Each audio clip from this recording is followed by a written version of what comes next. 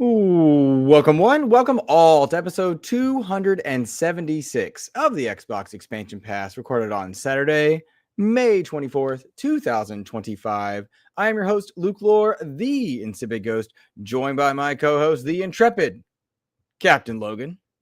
Today we are joined by one Jez Corden of Windows Central, hello Jez, to discuss the new Hellblade 2 news of it heading to PlayStation. Warhammer has a major announcement for Xbox fans, and of course there's the new Retro Classics program. Logan, we like to start the show by offering words of kindness to those who have made our gaming weeks better. But first, how are you, my friend? I'm doing pretty good. I had a really awesome interview with Mike Chapman 2 nights ago. And so I'm working on the edit for that before it gets submitted to Rare and Microsoft for a review. So hopefully that will get published soon.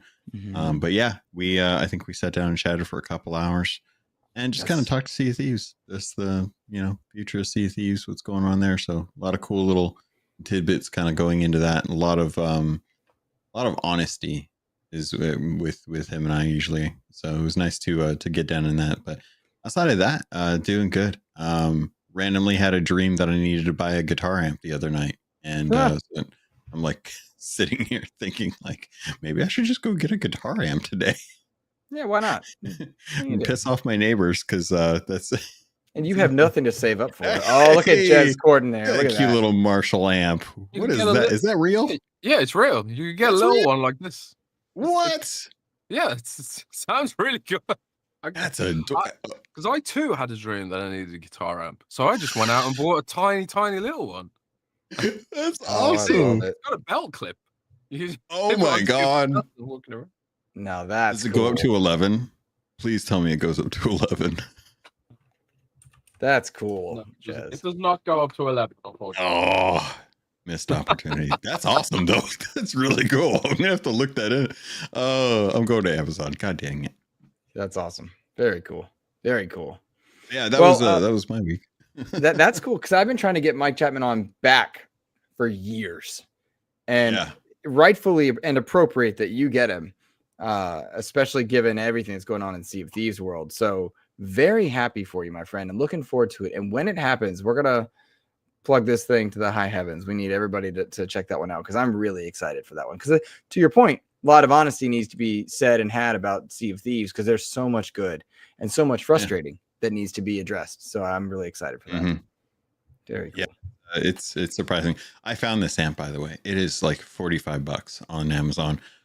You're gonna have to do it. I don't know what to do. I've already clicked buy. It's on the way. Jez Corden already helping make the choices here. I like it. I like it. Wild. Jez, first of all, how are you? Second of all, we all often start off with words of kindness, people that made our weeks better. How are you, my friend? And what's made your week better? What's made my week better? Not a fat lot, to be honest with you. I don't know. I'll come back to you. I'll tell you what, I'll plug mine. You give it a thought, but we are glad you're with us, my friend. I have two people I want to shout out. Three. I'm going three. That's never heard of it, First, I want to shout out my students. They wrapped up their school year. One of the best groups that I'd ever worked with in 15 years. One of the best, if not the best. Absolutely loved them. Just great students all around. They made every bit of this week awesome, because the last week of school could always be rough. But no, man, they just showered me with good vibes and fun. And we played Console Wars, the card game from Xbox era. We played that a ton. They loved it. They had a blast with it. I want to shout out Ainsley Bowden from Season Gaming, because he's putting together this Xbox fan event with Harjeet and a few other people out in LA, which I'm just stoked for. So shout out to Ainsley Bowden. Plus, he went through with some personal anniversaries of late that are tough. And then I want to shout out Anubis, because our community member Anubis, who I'm going to put his details in the chat. But I had some Xbox XEP pins made so that we could give them out to devs at SGF, just as thank yous and friends and stuff, like these right here. They're We'll be 3D. stuffing them in pockets. That's right. That's right. And people will pretend to be gracious, and then they'll put them away. But that's fine. No, they're not going to know. They're going to go home and they're going to be like, "What the hell is this? What is XEP?" But then he knew that because I've been saving for SGF, that I did not get the Doom Collector's Edition. He knew that. And so, but so it goes. I wish he was in the chat. He made me this 3D printed. Look at this. You're not looking. Look. Oh, sorry. I got excited about Doom. Look at it, bro. Look at it. That's awesome. This is 3D printed. That's so detailed. It's so detailed. He did such a good job. 3D printed Doom Slayer statue. I like the material on that. It's so good. Can I tell you? Good. I am so tempted to start like buying stuff from Anubis so that I can get into like Warhammer level of painting, because there's so many like cool statues that people can print, but they're never printed. And I'm like, I know how to paint. I could learn how to do some miniature and statue painting. I'm so tempted, dude. It's so cool seeing stuff like that. You can't buy. You just can't get those things normally. So can you give me the one real quick? I just really want people to see this because it is detailed. Yeah, it is. I mean, if you really want this, look at this. Look at this. Look at the detail there, guys. Look at the cod piece on Doom Guy right now. Oh yeah, amazing. No wonder there's that washboard stomach. But yeah, man, this is just beautiful, and I'm just absolutely stunned that Anubis did this for me because I didn't know. You can take now. I didn't know that it was coming.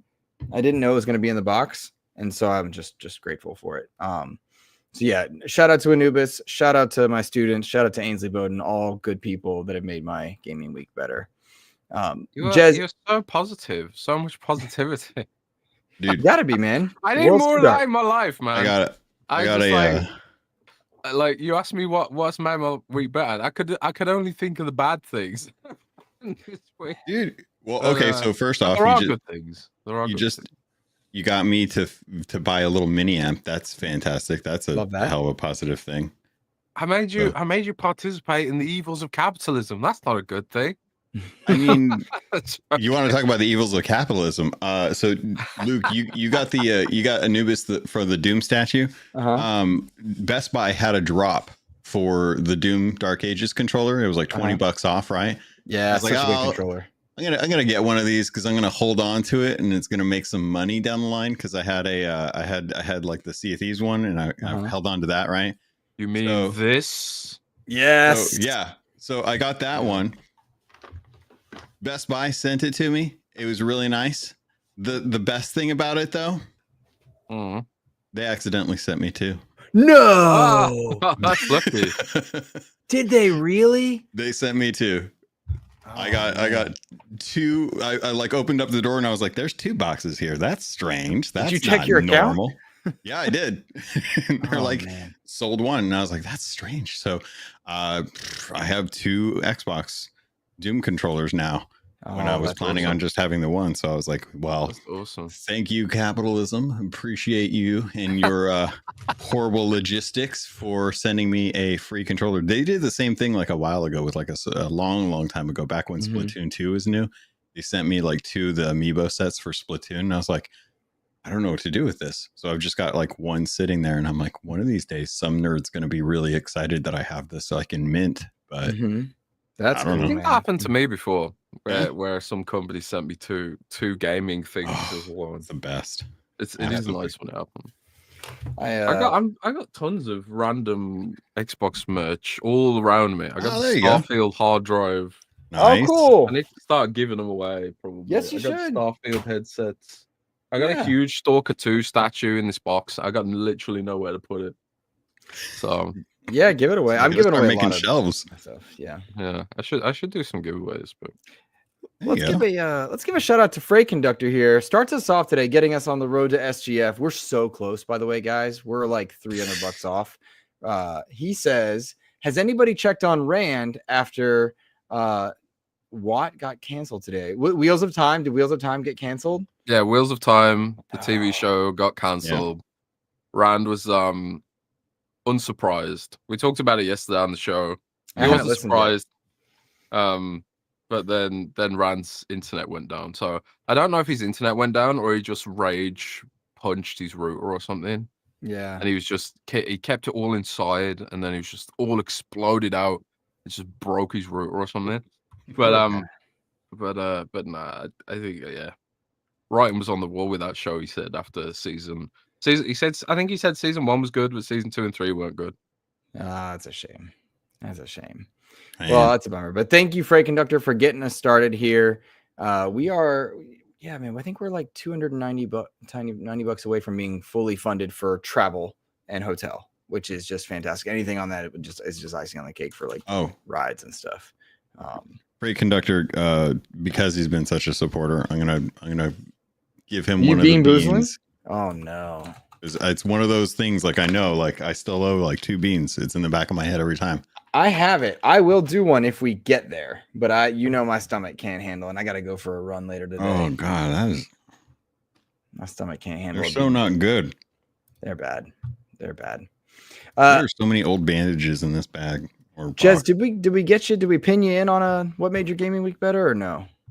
What made my gaming week better? Well, I finally finished Hollow Knight after playing it on and off for like a year.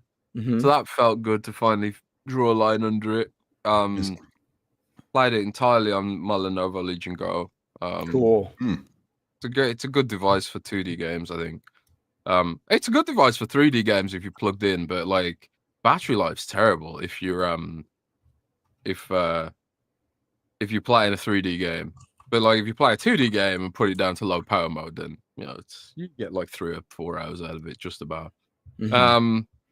What else, man? I honestly can't think of.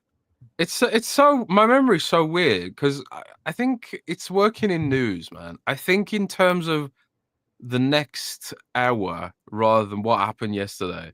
So I really have to like sit there and think about what happened yesterday if I really want to, go down memory lane. My memory is just fried, and also I only just woke up, and I haven't had a coffee yet or anything. What time is it there? It's 5 p.m. It's 5 p.m. here. It's like 5:20 over there. Was this a nap? No. Oh, Jez. Oh no. I went to bed at 11 a.m. I think. My sleep cycle is a strange thing right now. So I am just waking up right now. But I don't know. The support of the Xbox 2 community is always like an uplifting thing. I was looking at our Spotify stats, and like we crossed 1 million players on Spotify recently, which I didn't even know about. Mm-hmm. And then I was like, oh wow, that's pretty cool. But then I look at the iTunes, and we've got like 4 million players on iTunes. That's incredible. Wow. That was kind of nice to think about, because we never expected it to be anything. You never know where like when you do something like this, where it could go. Xbox expansion pass too. You've raised $2,500 to go to Summer Game Fest. Just about, man. We're close. I just did some math. We're at 94, not 93, so I'm adjusting that. Yeah, I was I can't even get my company to let me invoice a pencil. So if I want to go to things like this, I have to pay myself. Maybe I'll crowdfund it next year as well. I'm paying for Gamescom myself this year. Yeah. Have you been to Gamescom before? No, never. God, that would be cool. And Nintendo's going to be there this year, and I'm like, well, of course they're going to be there this year. They gotta promote their Switch too, and all their very expensive games. I suppose it's quite pricey to get over there, right? Yeah, it's about $1,500 for round trip for the tickets, and then like hotel, food, stuff like that. Let's give a quick shout out briefly to Rick Davis, Big B Money, Clutch Quando, Beans, The Trophy Room, a PlayStation show. Let's see, who else did I see in here? The Nerd Chat is hanging out, X Bacon Gaming, and then I believe I saw Nissa Howard. Yep, good to see her. Edward, and I know I saw A-Chick. Yep, A-Chick is in the house as well. Good to see all of you. Good to see you guys. And Jez, I realize in getting excited, I cut you off by accident. You said getting over to Gamescom. Yeah. I was just talking about, paying myself to get over to Gamescom this year. But maybe I should crowdfund it like you guys. We have been grateful for that support. I'll tell you that. It's helped out a ton. If you've got a community that wants to, especially if all people, if you can't get crowdfunded to go to Gamescom, I will lose faith in the gaming community. Mm-hmm. You've given so much to us as far as like details on stuff that's coming down the line, like information that gets passed to you. Like you put a lot of reputation at risk all the time. If you can't get to Gamescom, like, come on, what are we doing here? Yeah, it's all good. We're all paid up for it now, at least. Well, the hotels are paid for, but That's good. That's cool. Yeah, should be a good show this year. Have you done it before in the past multiple times? Like, oh yeah, it's right there for you, basically. Like, you could probably take a train down to France, have a nice little vacay, and then take a small flight over to Germany. Yeah. It is about, like, to get there from the UK. It's an hour and a half flight and then an hour train or something like that. But like if I'm in Germany at the time, it's like an hour and a half train straight there. So man, Cologne is a beautiful city as well. It's a really fun event, but it's so big, so huge. It's bigger than anything I've ever been to. Like, there's so many people crammed into. I mean, it's a big building, it's a big convention center, but it's still just full of people, like hundreds of thousands of people. It's just crazy. Like, and there's no point queuing for anything. I remember in the years that I went there and the first time, before I was like, back when I had like 1,000 followers on Twitter or something like that. I didn't get press invites or anything, so I had to queue for the to play the games and stuff. And I remember queuing for Metal Gear Solid: The Phantom Pain for like 8 hours to get to play that game. Wow. And then I played it for like 15 minutes. And it was just like, this was not worth it, man. So, yeah, we don't do that anymore. We phone up the press invites and go like, yeah, can I get a slot for this? My queuing days are well and truly behind me. But I get that. Have you done like a little lock on the famous fence bridge in Cologne? Is that in Cologne? I didn't know about that. I thought that was an Italy thing. Maybe it is. I don't know. Me and my girlfriend have put a lock on something before in Germany, and then the next time we came there, someone had cut it off. The council had come and cut it off. Yeah. Man. All right. Maybe I'll put a lock up in Cologne. You should. You should. You just sound symbolically, anyhow. So. Cool little memory. Yeah. All right, guys. Well, I thought it was a kind of a neat gaming news week. Stuff to be excited about, stuff to celebrate. Stuff that I thought was just plain interesting. Why are you laughing? Just the idea of like, it's been a really good week. And I'm like sitting over here like, cool, Hellblade's another exclusive going over to. Oh, get over it. Get over it. That was always on PlayStation. I thought there was cool stuff. And we're going to start with some of the stuff that I thought was cool. Because there was a good bit of gaming news this week. First up, we found out from the Warhammer Skulls 2025 event that, plenty of games are going to plenty of platforms. A lot of cool Warhammer stuff if you're into it. But in the stuff that's adjacent to my interest and then Xbox interests, Warhammer Bolt Gun 2 was announced. I'm thrilled for that because Bolt Gun 1 is amazing. And I'm on my boomer shooter kick right now, celebrating Doom, and I've been playing Proteus, and even went down and just explored some of the old Duke Nukem stuff, just Steam Deck being cool for that stuff. But Bolt Gun 2 was announced, and then interestingly, and I do find this very interesting, a remaster of Warhammer 40,000 Space Marine has been greenlit, is coming to Xbox and PC. No current listing of PlayStation or Switch 2. And it's arriving day and date into Game Pass. Now, this is a remaster of the 2011 game. I believe Sega published that one, but it's developed by Relic Entertainment. And I just find it so interesting because everyone's very excited about Warhammer Space Marine as a result of Space Marine 2, which I've yet to play. Just timing, money's being put to other things, had to, I'm just excited about all this other stuff we got. I had to get my Doom controller, you know what I'm saying? But I never played Space Marine 2. I'm actually thinking I'll wait till Space Marine 2 and get Space Marine 1 remastered in Game Pass and check this one out. Gents, what do we think about this being currently, interestingly, exclusive to PlayStation or to Xbox and PC in the same time we sent Hellblade over. Anybody jump in on that one? I find it interesting. Go ahead, Jess. I've tried to find out what exactly this is, and I think there's been speculation that it's just a marketing thing and it's already coming to PlayStation. They just can't announce it for X number of weeks or something like that.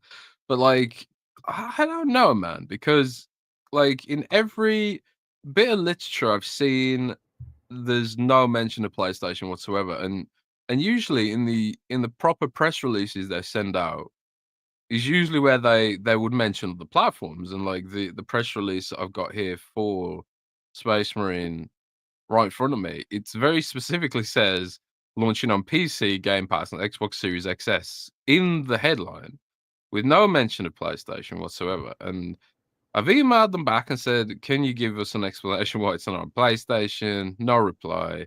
I've asked some of my sources, no reply, or nothing really concrete.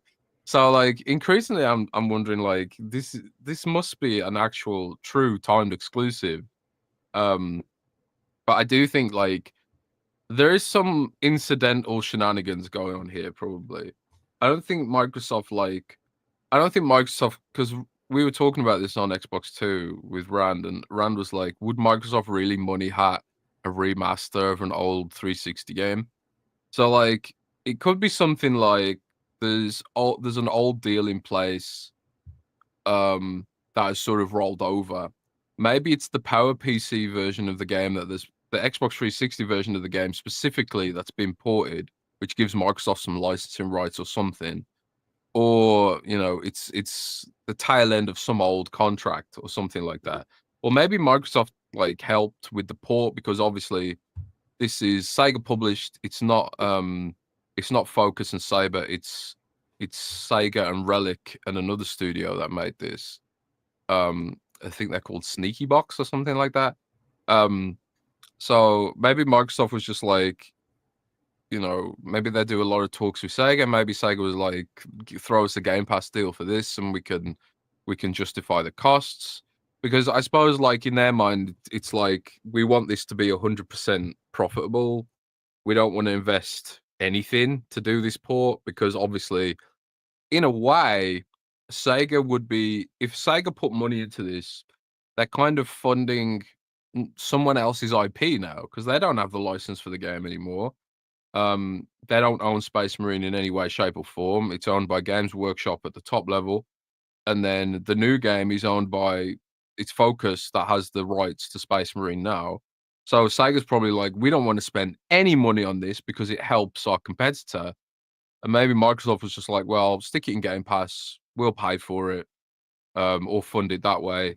And it just, in exchange, give us some timed exclusivity. So it does look like it's an actual exclusive, not a marketing thing, for at least, I don't know, X amount of weeks, months, who knows.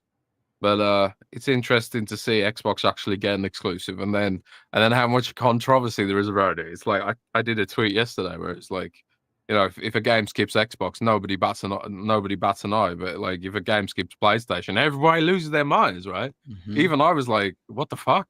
A game skipping PlayStation? This never happened. So yeah, it's been interesting to watch it play out. That's wild, man. I could very much see that. I'm looking forward to this, except that I've already got Warhammer 1 like on Steam, because when they did the announcement for Warhammer 2, I was like, oh my god, I haven't played this in forever. I need to go play this. And I was looking around, I was like, okay, well, probably pick it up on Steam. Check the Steam pricing like online, and it was like, oh hey, Warhammer's like $10. We announced Warhammer 2, it's back up to 60. And I'm like, no, don't even do that to me. So I went on like a key site and got it for like $5, and I was like, yeah, that's right. Mm-hmm. I'm gonna play this. So I recently played it before Warhammer 2 came out, and it's just fun. It's fantastic. It's just a straight up, just walk down the corridor, kind of like Gears, feel like an absolute beast as you like. it's kind of like Doom the Dark Ages took a little bit of that, when like you fall off a platform and you hear that like large ground resonating thud. That was so present. They're like, what's a jump button? You don't need to jump in this game. You may climb over something like a dead body, but you don't jump. You just walk through. And that was such a vibe back then for that type of game. And it was just, it feels good. They did such a good job with Warhammer 2 in that as well too. And seeing them come out with like all of the Warhammer content and stuff, absolutely fantastic. Have no doubt that eventually it'll make its way to PlayStation.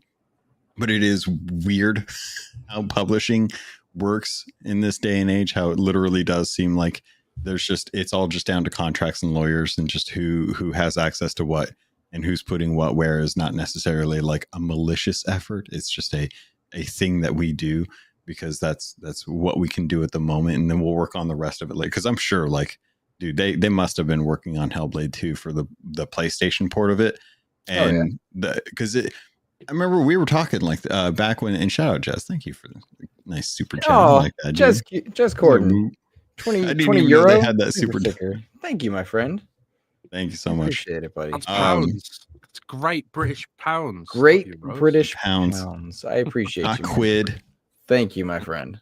Not dollars. That's very generous. But dude, seeing the exclusiveness, like we were talking, or exclusiveness, God. With like Hellblade, we kind of figured like eventually that would come, and I expect like South of Midnight will probably eventually go as well too. But and I'll kind of throw this question out to both of you: does it feel like Xbox is kind of in the mindset that they want to get the game to like the 1.0 as quickly as possible? Like they want to get it like as critical failure free as possible, and then push that out into Game Pass as quickly as they can to make sure that there's a consistent flow with their schedule and that they keep that going. And then they'll let that team go polish, add features, things like that. And then when like a 2.0 is ready, then they'll be like, all right, let's kick it over to PlayStation and we'll start pushing this stuff out. Does that feel like that may be kind of like the internal mantra for Phil? Before you're talking about like the test case of Hellblade and South of Midnight and theoretically Starfield, stuff like that, like like hitting Xbox first and then getting to peak performance, then going. Is that your argument?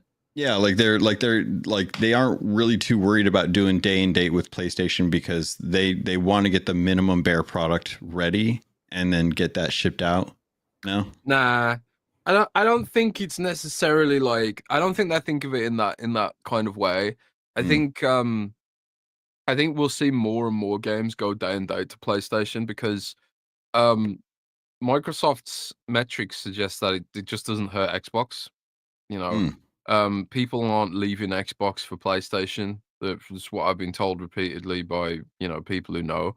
The people that are leaving Xbox are going to PC, and the people that leave PlayStation are going to PC. So, and the ship has already well and truly sailed on, you know, Xbox bringing games to PC. So, people increasingly want that freedom, and I think like the younger generations coming up, they've grown up with Roblox on a low end PC, and their gaming experiences, Roblox, Minecraft, and mods.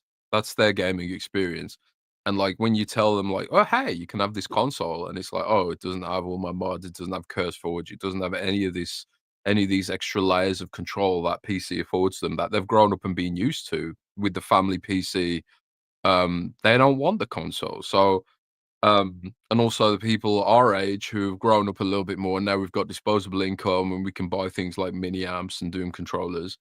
A lot of those people are starting to be like, no, well, maybe I should invest in the gaming PC and, you know, get that uncompromising performance and all that kind of stuff. So if you look at like analytics firms like Newzoo and others, like PC gaming is the only segment that's really growing right now. Like even mobile gaming isn't growing. It's like mobile gaming is flat.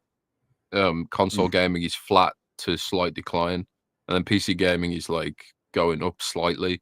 I mean, it's all of it's pretty flat, to be fair, but it does seem to be PC gaming that's winning out, which is why I do think Microsoft's going to go towards this strategy of like, well, the next Xbox does have your mods, you know, because that's ultimately what the younger generations want, I think.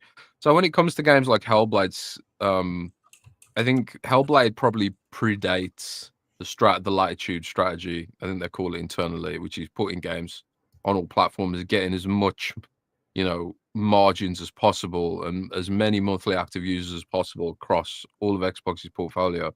I think Hellblade predates that, but I also think like Ninja Theory is not a particularly huge team, and they just didn't have PlayStation dev kits. Like when the original leak came out about Hellblade going to PlayStation, I asked around, and I was told that like Ninja Theory didn't even have PlayStation dev kits, so it was kind of like, well, you know, this isn't happening for now, right?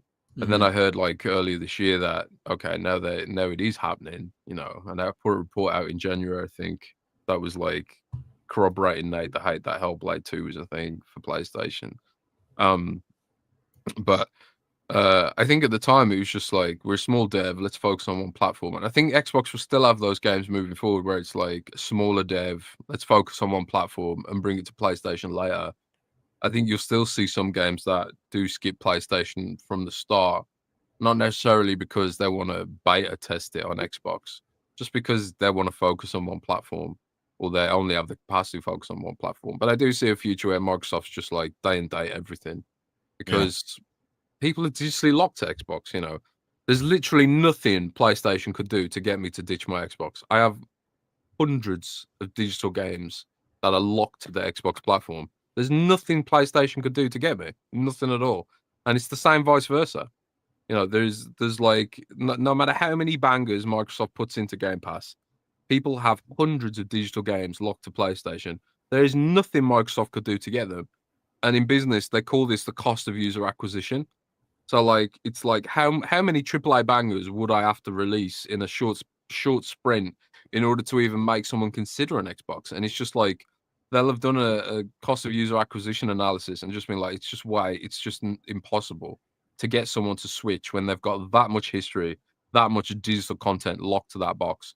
So it's like, why bother? You know, and I think PlayStation will eventually start realizing this as well. There is no amount of money PlayStation could spend to get me to ditch my library on Xbox, and it's the same like that for millions of other Xbox players.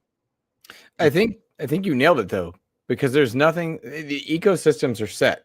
They're at max capacity, for lack of a better term. When you look at what Xbox has produced in the last year and a half, it has been incredible. The portfolio is fantastic. You could argue Starfield was good, not great, right? But then they've just hit banger after banger, coming into Game Pass, launching, doing well. Some stuff's multi-platform, some stuff's not.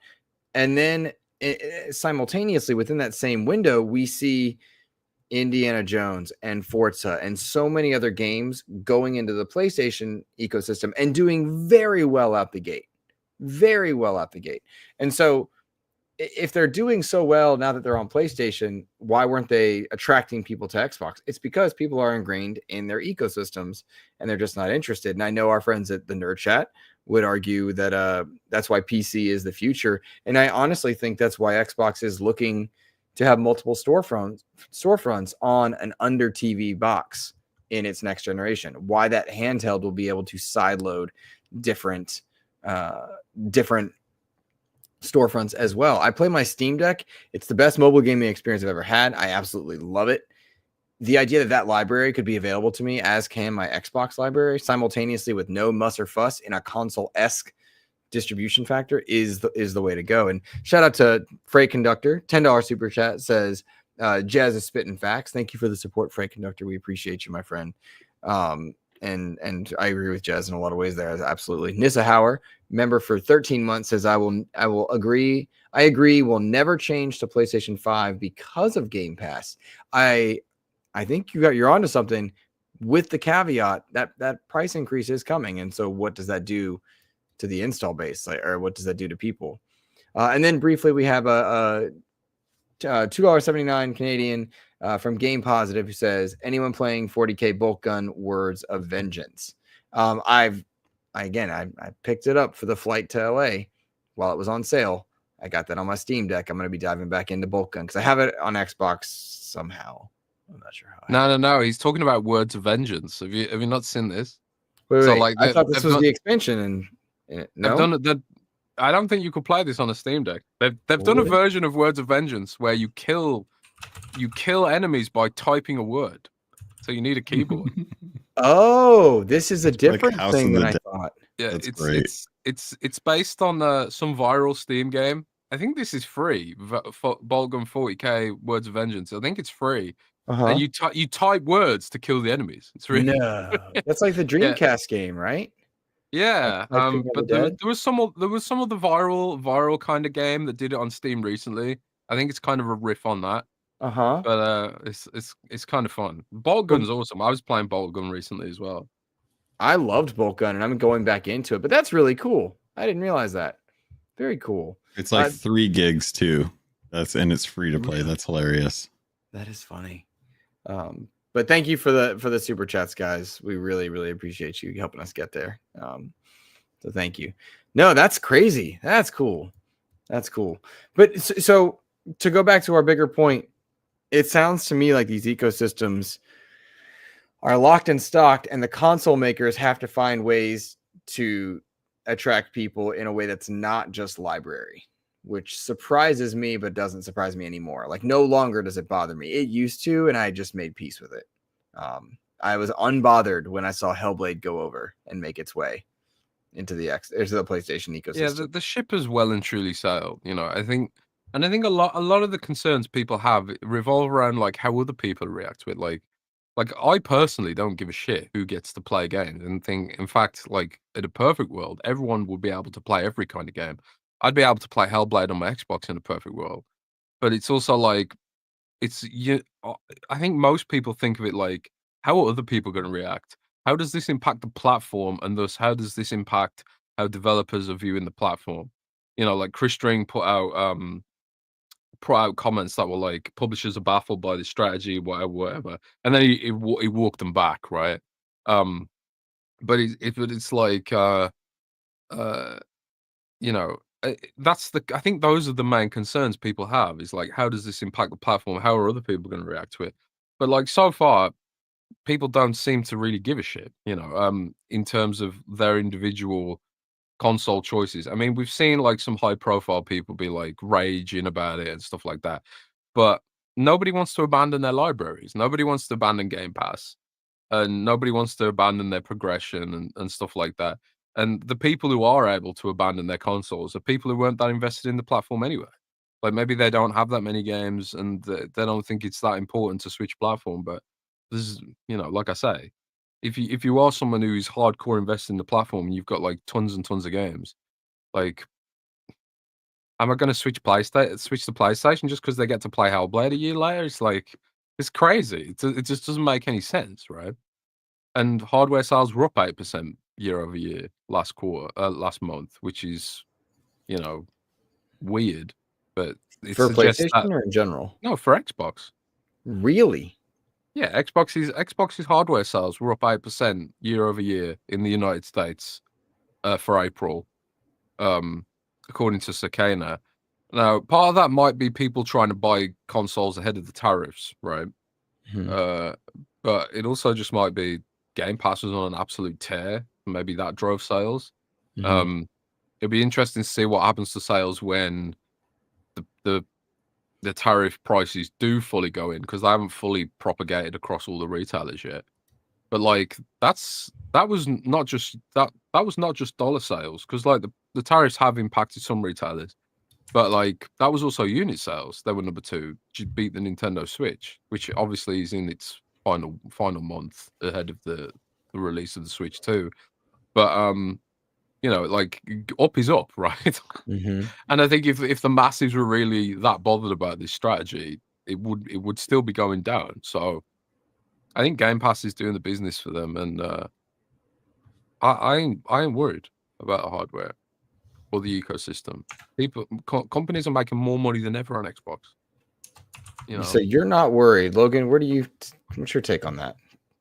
I mean, Jez has got a compelling argument in this case. Overall, I think that whatever it takes to be able to get games in the area, in the place that I'm doing. It's funny that you guys bring up the whole like staying within your ecosystem, because Jez literally just reminded me that I need to go over to Epic and claim my free games that I will never play. And because most of my stuff is either through the Xbox app or Battle.net.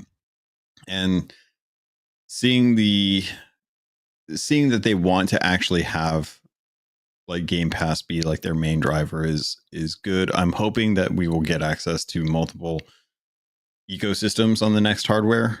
But yeah, I mean, at this point, it's going to be hard to pull me away from PC, because I feel like I'm getting the benefit of all the different ecosystems that I want, especially with Steam getting access to PlayStation, Game Pass offering day and date with their console stuff. I don't know, man. It's hard to know where things go in the future, but as long as Game Pass is around, I think I'll still be comfortable with what Xbox does with their hardware, because it's more about what hardware I'm accessing, and they're not too concerned about what that is. It's just I don't know. I'm looking forward to finding out like what their next handheld is, but to be perfectly honest, the Switch 2 might be my last console, because at this point, well, it's just, I mean, it's the last bastion. It's the one thing that won't compromise on where their IP is. And if that's the case, but so that's going to be, I'm confused. I think so. You said it's the last bastion of people that won't compromise where their IP is. That being Nintendo, yeah. That being Nintendo. I guess nitpicky. Well, they did put stuff on mobile, and tested it out, right? But when I think of console, I don't think about exclusivity. I think about under a TV, like a simple under a TV. And you say it's the last console you buy, so that would mean that like if the next Xbox lets you play your Steam library, you wouldn't purchase it. I already have my Steam library on my PC. So it's a matter. So you're okay sitting at your monitor TV desk, but not an under TV experience with a controller. That's what I'm asking. Yeah. I mean, to be perfectly frank, like the amount of time that I spend at my TV actually playing games is very little compared to what I do at my PC, because I've got more access to more stuff on different ecosystems through my PC than I do there. And I mean, that's speaking with someone who has a really like nice like living room setup. I mean, I played Sea of Thieves on my PS5 not that long ago, and it was a good experience, but I mean, it was a short experience. It wasn't something that I was like looking for extended periods of time, because I'm most of the games that I'm going to be playing are probably going to be my mouse and keyboard, and that's just not as feasible with console, especially with like a PlayStation compared to like an Xbox. So I mean, that's another big part of it, is like the mouse and keyboard thing, because a lot of those people who did grow up, gaming on the family PC, they expect a mouse and keyboard to be present, Yeah. Like typing with the controller is clunky and awkward and frankly horrible, and Microsoft and PlayStation both haven't really addressed that gap in their ecosystem. Like for example, the other day I was trying to type on Diablo on my console. Oh, and I was trying to sell a rune in trade chat, and I plugged in a keyboard to try and do that, and it was like Diablo on Xbox doesn't support keyboard. Great. So now I've got to sort of try and figure out how to link an item, and then also jump through all these hoops, and then format it with the controller. It was fucking terrible. Sorry, am I allowed to swear on the show? PG-13, please. It was bleeping terrible. And I was just like, how is this allowed in 2025? Where like if I want to sell something efficiently and communicate in these social experiences, that I have to use this clunky on-screen keyboard. I can't believe there's been no innovation there whatsoever. I remember seeing some like experiments where they'd use like a radial menu for the keyboard to help do predictive texting, and it was like way better, but it just went nowhere for some reason. Do you remember that? Yeah, and I have no idea why they allow this to happen. So I'm hoping that next gen, there's like some kind of like. Do you remember that old GameCube controller that had a huge keyboard in the middle? I do. I'm hoping that next was gen there'll be an option like that, because if we are going to a Steam kind of Xbox, there needs to be some account of the fact that a lot of Steam games expect there to be a mouse and keyboard present. Do you think that there's another timeline in parallel to ours where they still use the chat pad, but the chat pad's evolved and has like a little touchpad, like it's a 1990s laptop? Yeah.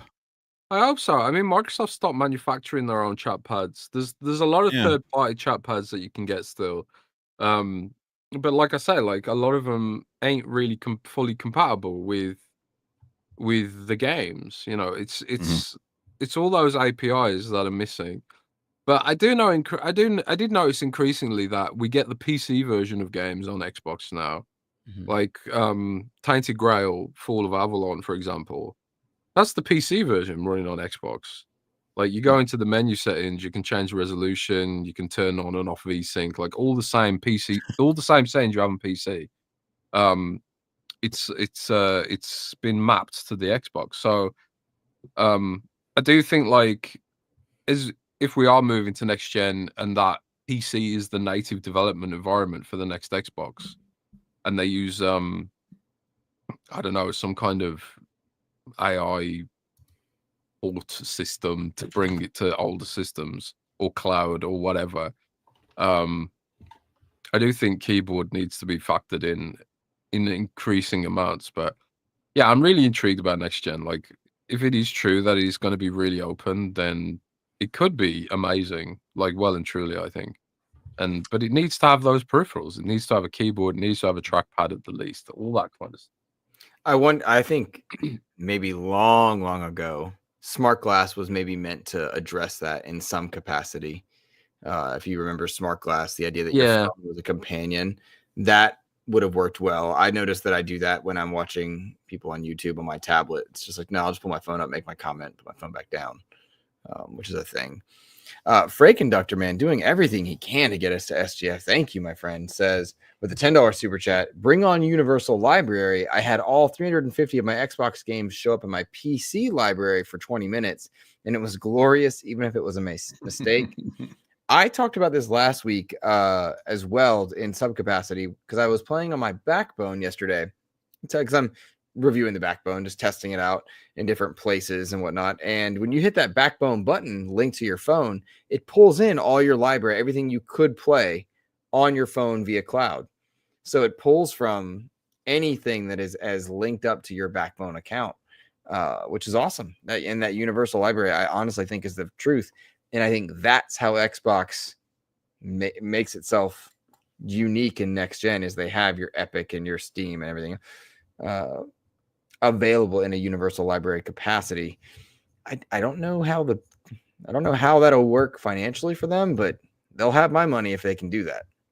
So I would really love that, because there's a lot of games that I have on Xbox that I don't have on PC, and them continuing to like push the play anywhere feels like they understand, like if they're going to get out of the console business at some point, they need to really kind of ensure that libraries are respected and brought forward with customers. They could absolutely cut people off. They could, I mean, it would, I don't think many people would probably subscribe to Game Pass as much if that were the case. But I mean, it's one of those things that like I'm looking forward to the future where Xbox PC, Xbox, Steam, all of these are just kind of one full library. Like I mean, I talk about one game library from time to time as being like the way that I keep a mental like a visual list of the stuff that I have installed, because I'm not gonna lie, I have Sea of Thieves installed in like two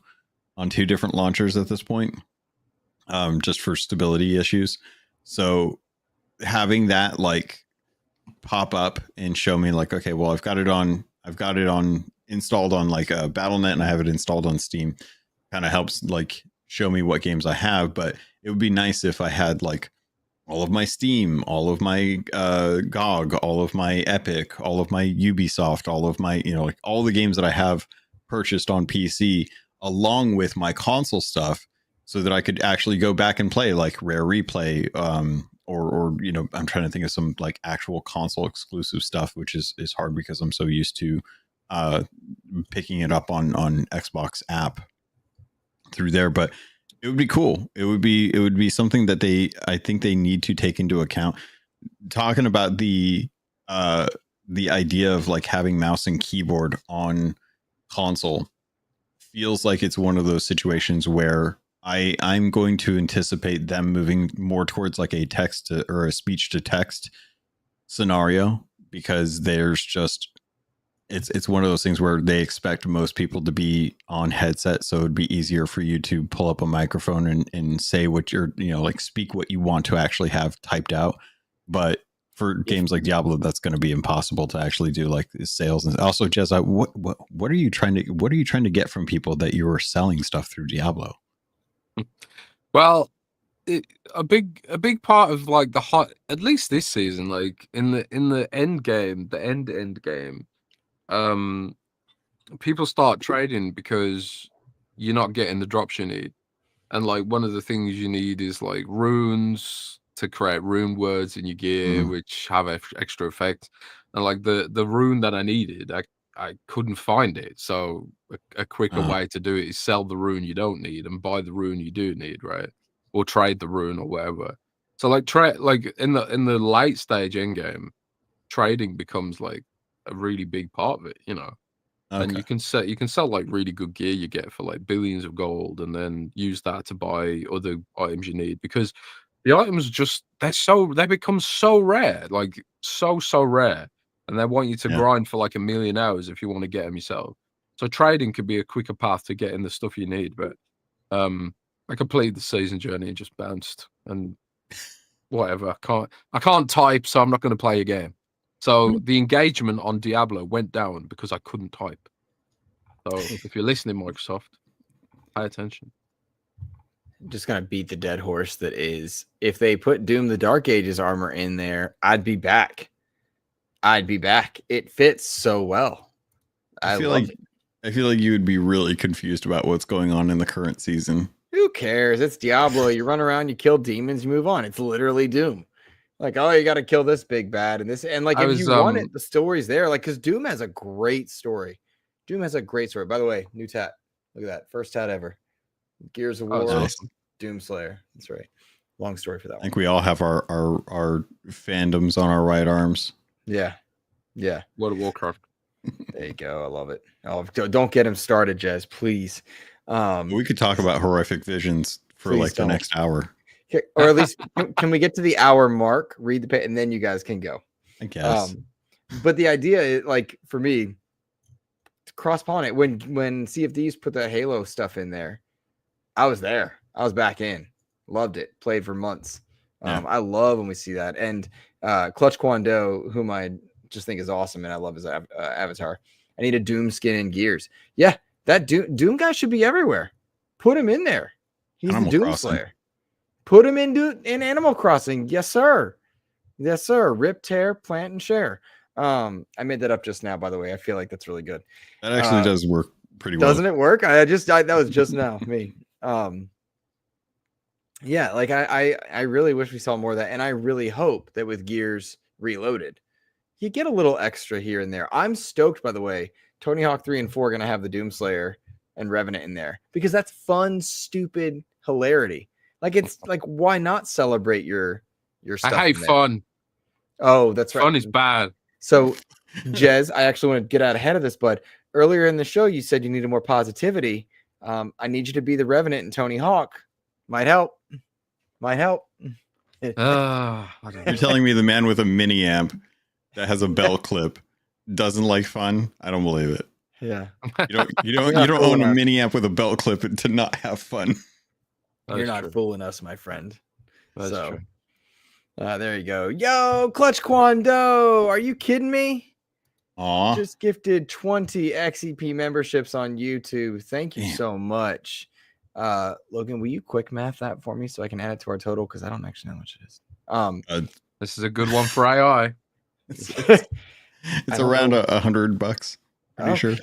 You know what? That's gonna bring us close. Let's that see. five per 20 is a hell of a number. Look at all the names going. That's crazy. That is crazy. Oh my gosh. Thank you so much, my friend. All right. That brings us to, hold on, I'm doing the basic math. Oh, 98%. We are 98% funded. I feel like, Luke, at some point you just need to start calling Clutch Daddy.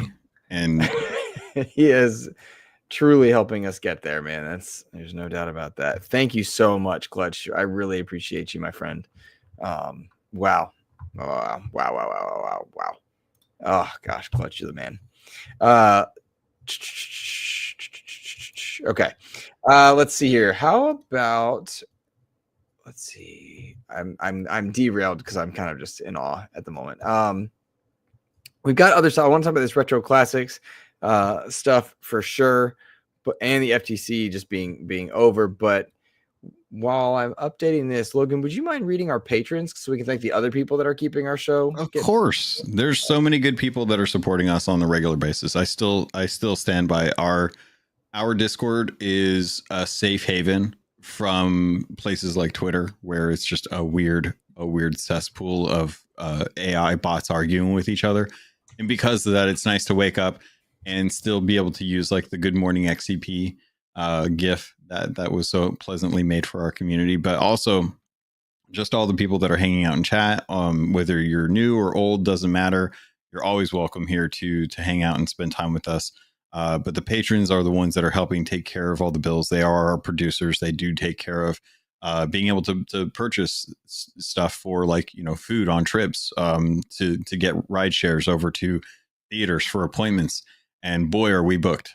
And if it wasn't for the patrons, that would be a lot more cost inefficient for us just to have to take that time. So I appreciate the fact that they're supporting and have been supporting for quite a while. So we always like to shout them out on our episodes to let them know that we appreciate them. So the tier 2 and tier 3 shout outs for this week go to Clutch Kwando, Omen, Jesse Perez, Fado, Aaron G, Nick Bentley, The Scarecrow, Ken Rosing, Fabian Winkler, Regis Stella, the Brony Pirate, Rob Frawley II, Tao Zochi, Nicholas Johnson, Randall Thor 19, African, Game Positive, Jam Pack Sam, Rick Davis, Matt Valdez, Red Beast, Dano 12, DJ Hero, Brendan Myers, aka The Winter Gamer, the Lord Sir Master James Suddy, and Sony's VP of Marketing, Kevin Butler.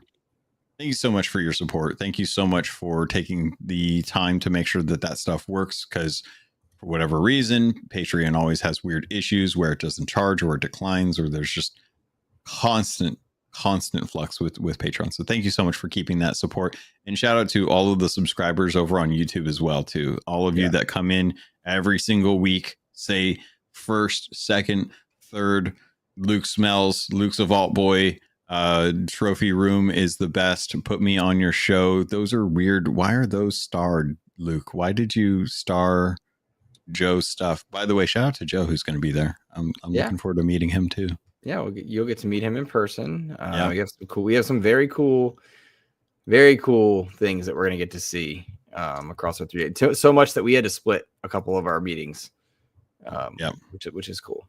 So yeah, anxious. Jez, you're going to SGF, right? No, not this year. Oh, you're not? No. Man. I'm waiting till America's safe for travelers again. Oh, that's fair. You know what? It's not even safe for us in here. I mean, they're telling us that there have to be stars on ours for our IDs nowadays. It's ridiculous. It's a real ID joke. No one should be happy about that. Michigan had to put out like 200,000 IDs in the last 2 weeks to be able to conform to a new policy for travel, when people should just be getting their passports, because it's going to be quicker to get out of the country that way. It's something, but nonetheless excited. All right, or to get there. And Jez, I'm sorry you won't be there, but Sam and Zach will be there. Yeah. Sam's going to be there, so you can link up with Sam. Okay, good. Cool. I'll do that. Alrighty, guys. Let's see here. This is pretty cool. The Xbox has introduced a new feature called Retro Classics. This was done in conjunction with Antstream, one of my favorite services. I have the lifetime membership to Antstream. I've had Mike Rouse on the show and likely going to be coming back on very soon to talk about what Xbox is doing with its Retro Classics, how they're working with Antstream. When I initially saw this, I embarrassed myself on socials because I was like, why don't they just work with Antstream?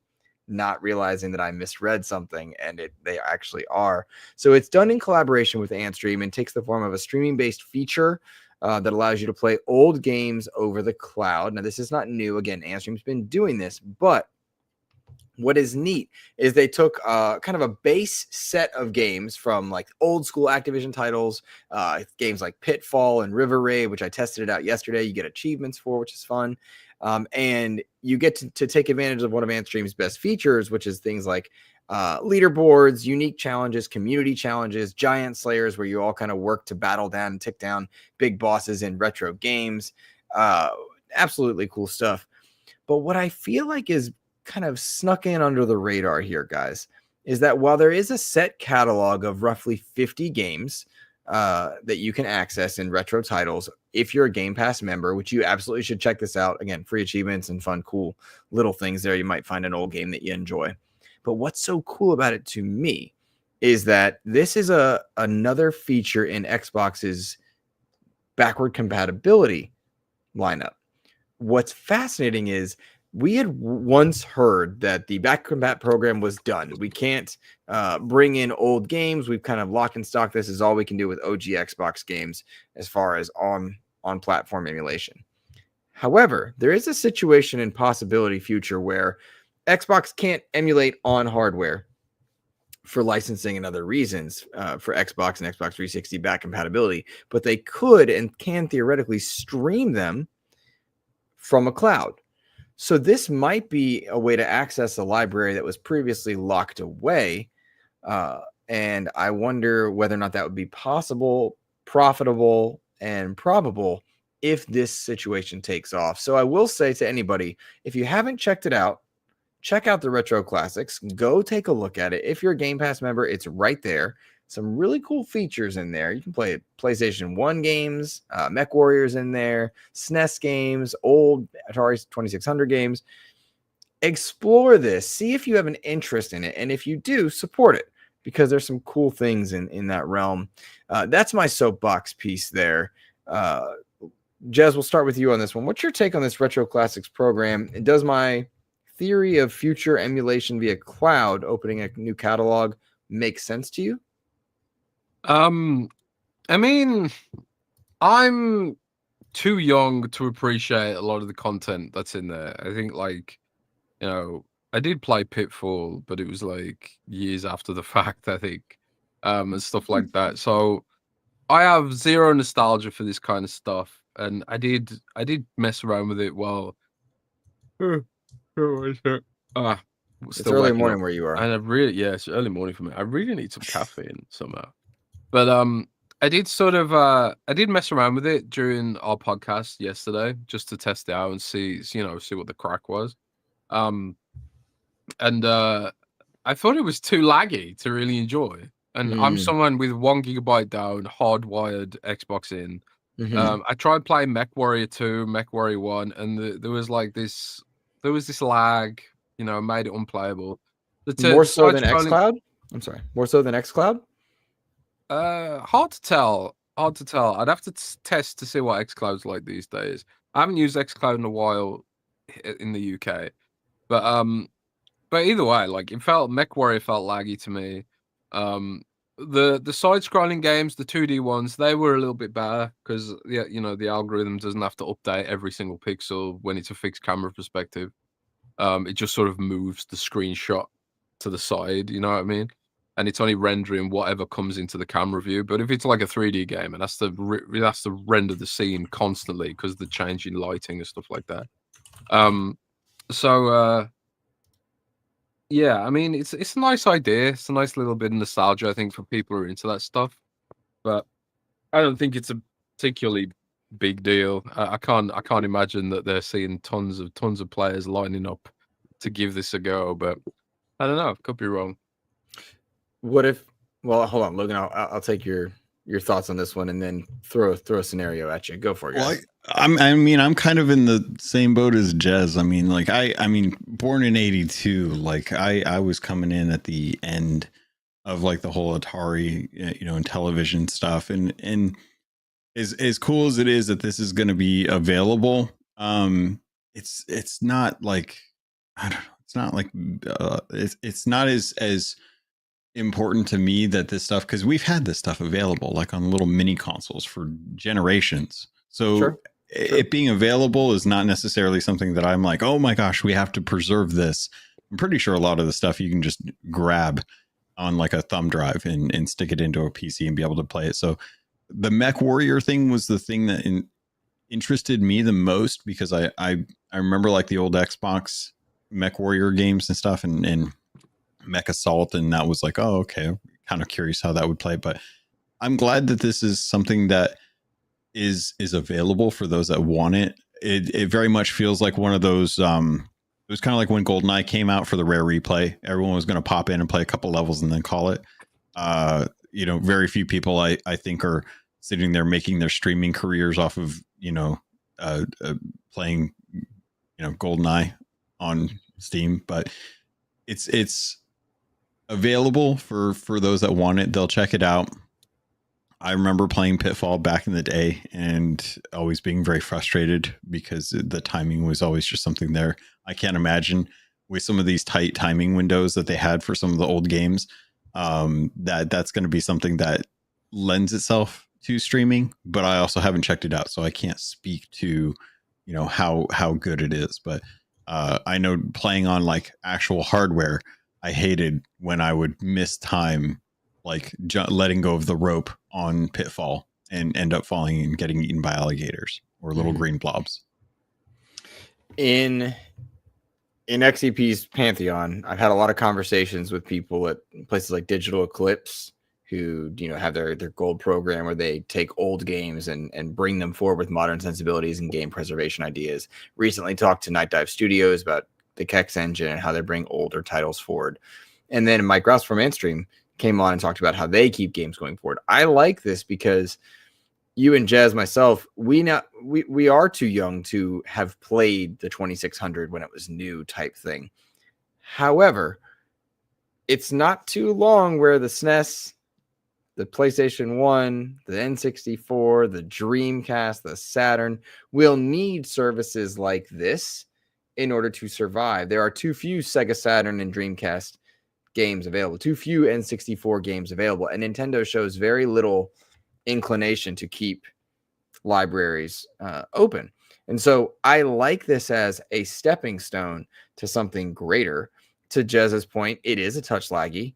I went into Retro Classics, played it for a bit, jumped over to Antstream because I have that lifetime membership. 1,000 times better, which was interesting in and of itself, right? Like, why is it slower? It was odd because I play xCloud fairly regularly, thanks to that backbone and such, and xCloud's fantastic. So one wonders if this is just a pilot testing it out. You can't imagine, to Jez's point, that there's many people playing right now. But there's a lot of features in there that could show up. You get a rewind feature. You can get that in there, similar to how, oh gosh, who does the Street Fighter games? No. I'm sorry, the Street Fighter like collections. It's not Night Dive. It's not. It might even be Digital Eclipse, but I don't remember. Nonetheless, you get a rewind feature in there. These community challenges, there are cool things. And imagine if what the task is to beat a Call of Duty level in a certain amount of time via cloud. You have, what's the fastest time? Community challenges, beat this.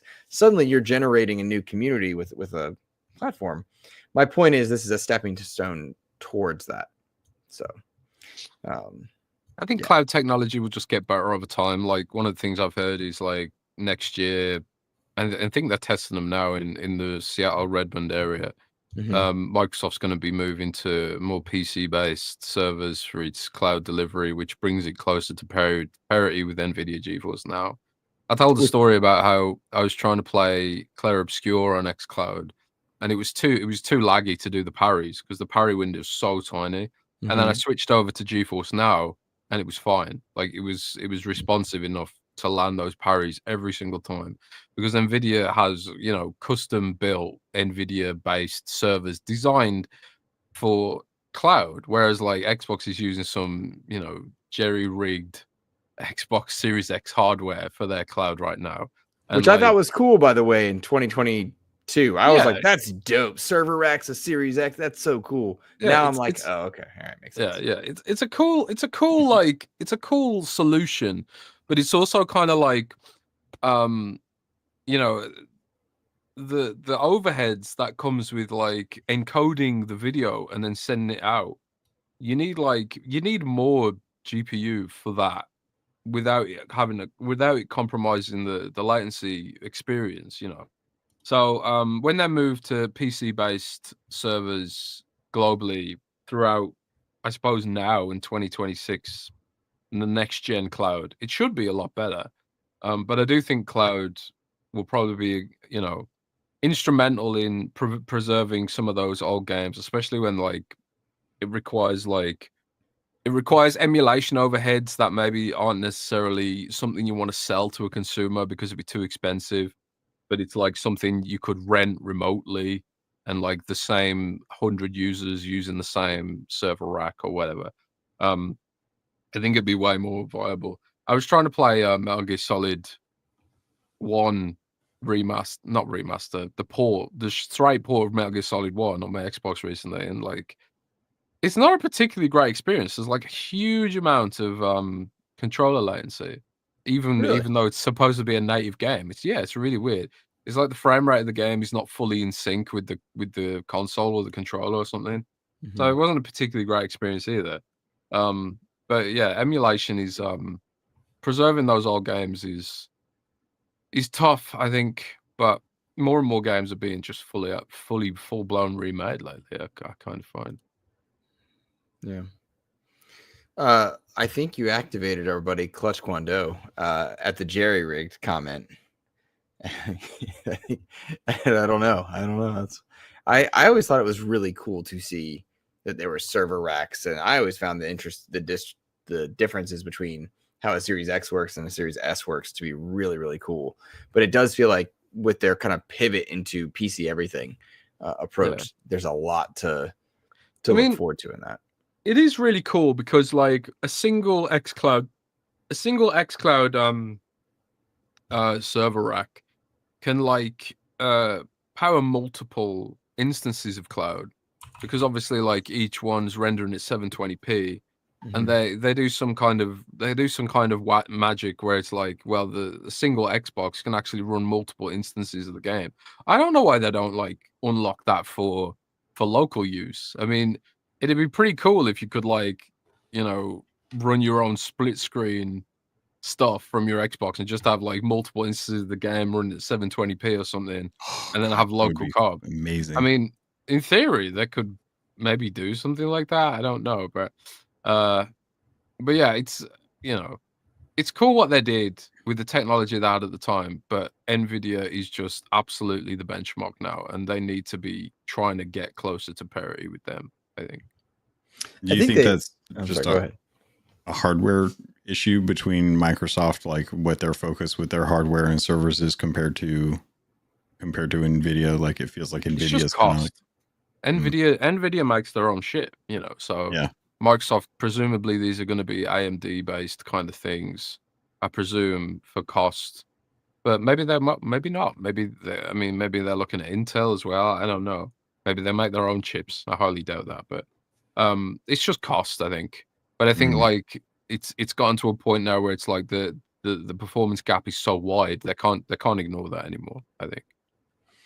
Well, I'll tell you what, man. I remember in 2019 I got to play xCloud for the first time, and then pandemic through all of that, like suddenly touch controls were being utilized on phones and stuff. I'm still in awe that any of it works. and I find it really cool. And I've never used GeForce Now, and so I don't have a barometer for like, you know, how different the two experiences are. But I've had really positive experiences with xCloud and had just an absolute joy. And so I think for me, as someone who again hasn't tried the other one, what it means for me is that like I'm very comfortable with the direction of cloud-based gaming, and I work with students all the time who they cloud-base everything and play on their Chromebooks all the time, and that's just how they play. So, and they use xCloud all the time too. They log into their Xbox accounts, which is wild to me because they're not interested in hardware, but they do log into Xbox accounts and have usernames and stuff because of it. We got a $5 super chat here for Jez that says, "Hi Jez, I tried my best, but sad the Xbox social accounts refuse to highlight Fantasy Life. From Japanese dev level 5, first Xbox debut, 500,000 sold to." I don't know what he's referring to. Is this a new game? Yeah, so Fantasy Life I is like it's a new sort of it's an RPG, but I think it's like Animal Crossing meets traditional Japanese RPG kind of gameplay. It seems pretty cool. But yeah, Jaber's been hounding me day and night about getting Microsoft to tweet this stuff out. But it's Saturday and I'm not interested. Please stop, Jaber. I can't take it anymore. No, Jaber, you can say it as much as you want. I'm trying to get Testia. I think I want to jump in and just kind of talk a little bit about like streaming and because I love the fact that G Cloud is or NVIDIA's GeForce Now is made available through Xbox PC app. I don't personally use it because I don't feel like streaming for me is the main way of consumption that I'm going to be doing. It's great when I'm traveling, and I can, you know, hop on a like airport Wi-Fi during a layover and play Call of Duty streaming, or, you know, play Sea of Thieves streaming and at least have access to it. So for me, I feel like I've never expected cloud to be as strong. And because of that, like even just like having cloud streaming for Xbox games through you know, Edge is amazing to me. So I don't know if they need to go as good as NVIDIA's cloud streaming, because I don't know that the market warrants it. And in a history of Microsoft being ahead too often with technology, I'm actually kind of okay with them not being in first place for cloud streaming until I think the market has shifted more that way. That's an interesting point. Jazz, what are your thoughts? Sorry, can you repeat that? I just got a work message. He was saying essentially that Microsoft is so often in front on the technology space. And you can also point outside of Microsoft, look at like Dreamcast, networking and such. Sometimes being the first to market doesn't result in being successful, because you're letting other people kind of pilot that program and make it the norm. It can be beneficial, but in the case of cloud streaming with GeForce Now, as you guys say, kind of pushing out ahead, that actually allows them to kind of pilot the idea of streaming as the alternative while Microsoft gets their house in order. Well, I think like there are things that xCloud does better. Like I think xCloud's user experience is way more console-like. Like if you try and use GeForce Now, like it's hard to describe if you're not familiar with it, but the way GeForce Now works, you have to link all your accounts. So you link PC Game Pass, Steam, whatever, Battle.net, and all that stuff.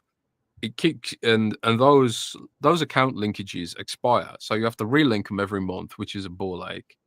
For one thing, and then that's irritating. But then also like when you run a game through the GeForce Now interface, it loads up in a PC desktop environment with a cursor and all that kind of stuff, and then it starts loading up Steam, which is also weird. And then then it boots the game. And sometimes like it doesn't always work properly. Like I was trying to run because you can run World of Warcraft through the cloud, and I did that while I was on vacation. Oh, really? Yeah, you can. Yeah, you can That's also wild. run You can also run CurseForge through the cloud, which is crazy. But I did that while I was on vacation because I didn't have Warcraft installed natively, and I wanted to check my vault or something, I think. So I opened Warcraft on GeForce Now, but it was really bad with Battle.net. Like, so Battle.net, you had to like manually, you open the game and then Battle.net loads, and you have to click across to World of Warcraft and then manually clicking it. I think I had to sign in again as well, which is also really annoying to do on my phone.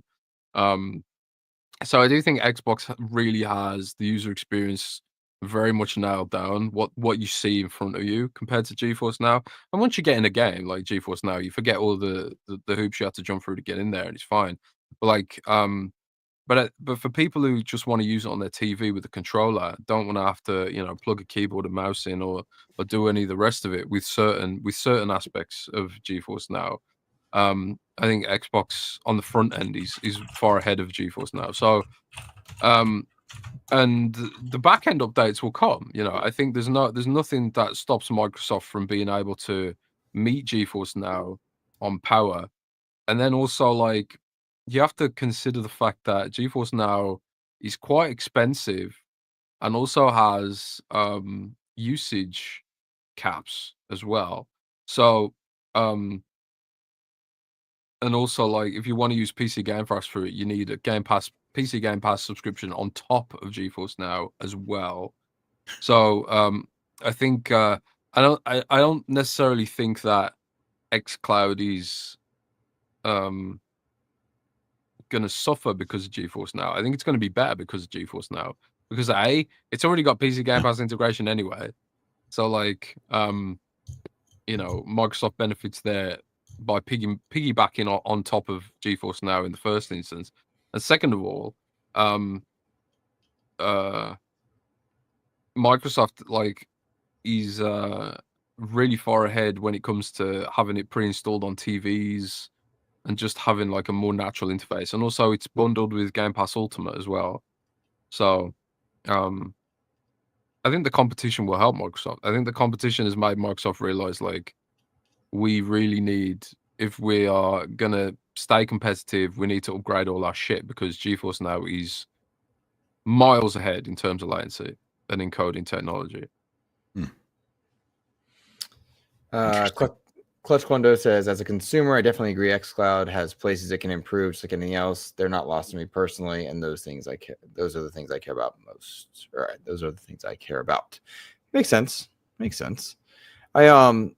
You mentioned the Game Pass subscriptions and stuff, and we had a good question that came in. Look, I'm gonna pull this one. This was I think it was Todd Oxtra's question. And Jez, this one's gonna go to you first, if you don't mind, just because I think your perspective might be unique on this one. So the question says, PC Game Pass is $11 a month and a great value, yet console doesn't have a similar option. Game Pass Ultimate is fine, but it adds many features I don't think console players really care about. Another $10 per month. PC, streaming, EA Play. What's the future of Game Pass? And then I will piggyback on that saying, it's annoying as can be to see that there are games added to standard, to ultimate, and like I do find it cumbersome in the enthusiast reporting that I do. I can only imagine if you're running a website. What is your take on this? One thing I've heard is that there are more tiers coming. So I've heard, yeah, I've heard there's going to be a cloud only tier, and that's something they're gonna set up eventually for people. For in the other direction where it's like, okay, what if someone doesn't want to get all the benefits of Game Pass Ultimate, they just want cloud? There'll be a cloud only option potentially down the line. Something. Do you have a timeline on that? I'm curious. I don't have a timeline. Something I heard about a few months ago. Maybe it coincides with rolling out the new server racks, because you gotta remember it's still got a beta tag on it, cloud has. Maybe that's the point where it's like, okay, we want this to be a thing now. We got the latency down. Let's try and take it to the next level. You take the beta tag off and start marketing it, because they've never marketed it. It's still a beta thing, flies under the radar. But I do agree that like it is kind of annoying that, you know, Game Pass Ultimate kind of encompasses everything.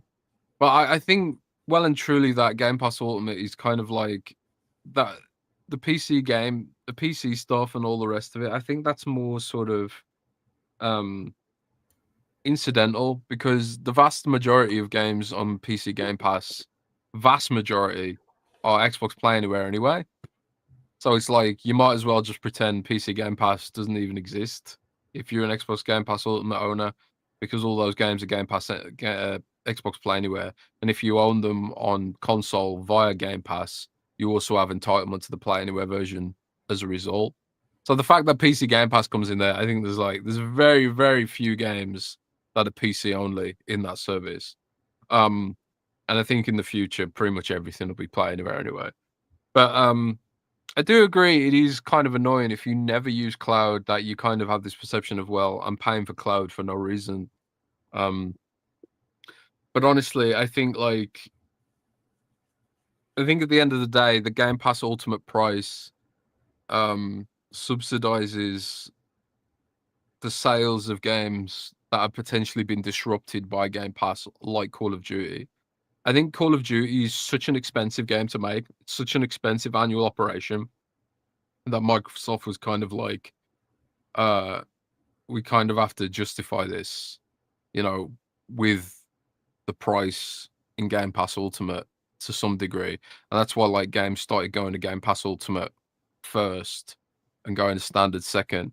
I think it is more because of how expensive Call of Duty is. But even then, it's annoying if like you're not interested in Call of Duty, right? Like me, I don't give a crap about Call of Duty. It's fun, man. Whatever. No, Shush. It's dumb, bro. It's fun. I love Call of Duty. There's only too many dumb skins, man. Okay. I got killed with a chair shot from Rhea Ripley in Call of Duty, and I was just like, I'm done. I'm done with this silly Don't trigger game. Luke now. The boy needs his turtle. It's silly, man. I want my immersive boots on the ground military shooter. Well, I got news for you. Marathon's on the way, my friend. Here's Battlefield. Yeah, I'm praying to God Battlefield doesn't go down that route, but it's gonna. Because that's what the kids want now. The kids want silly and colors. Yeah, kid, Luke. It's fun. It's not fun. It's stupid. It's stupid. Look, it's not my. First of all, I do love but Call of Duty. Fun. I do love Call of Duty, Logan. Black Ops is not preferred for me over Modern Warfare. That's the two different things. I prefer Modern Warfare to Black Ops. So that's part one. RJ, silly or not though, Jez, like it's important. It's important for survival. Jez wants the toggle. Jez wants the I don't want to see toggle, man. That's I don't want to see your Seth Green or no, what Rogan. was it? Rogan. But see, I'm fine with a toggle. I don't care what you see. I care what I see. If I'm getting to see people that put on their skins and go to sweet, cool. It's terrible. It's the worst thing ever. Dude, man, there was nothing cooler than seeing the TMNT in Fortnite and then suddenly TMNT in COD.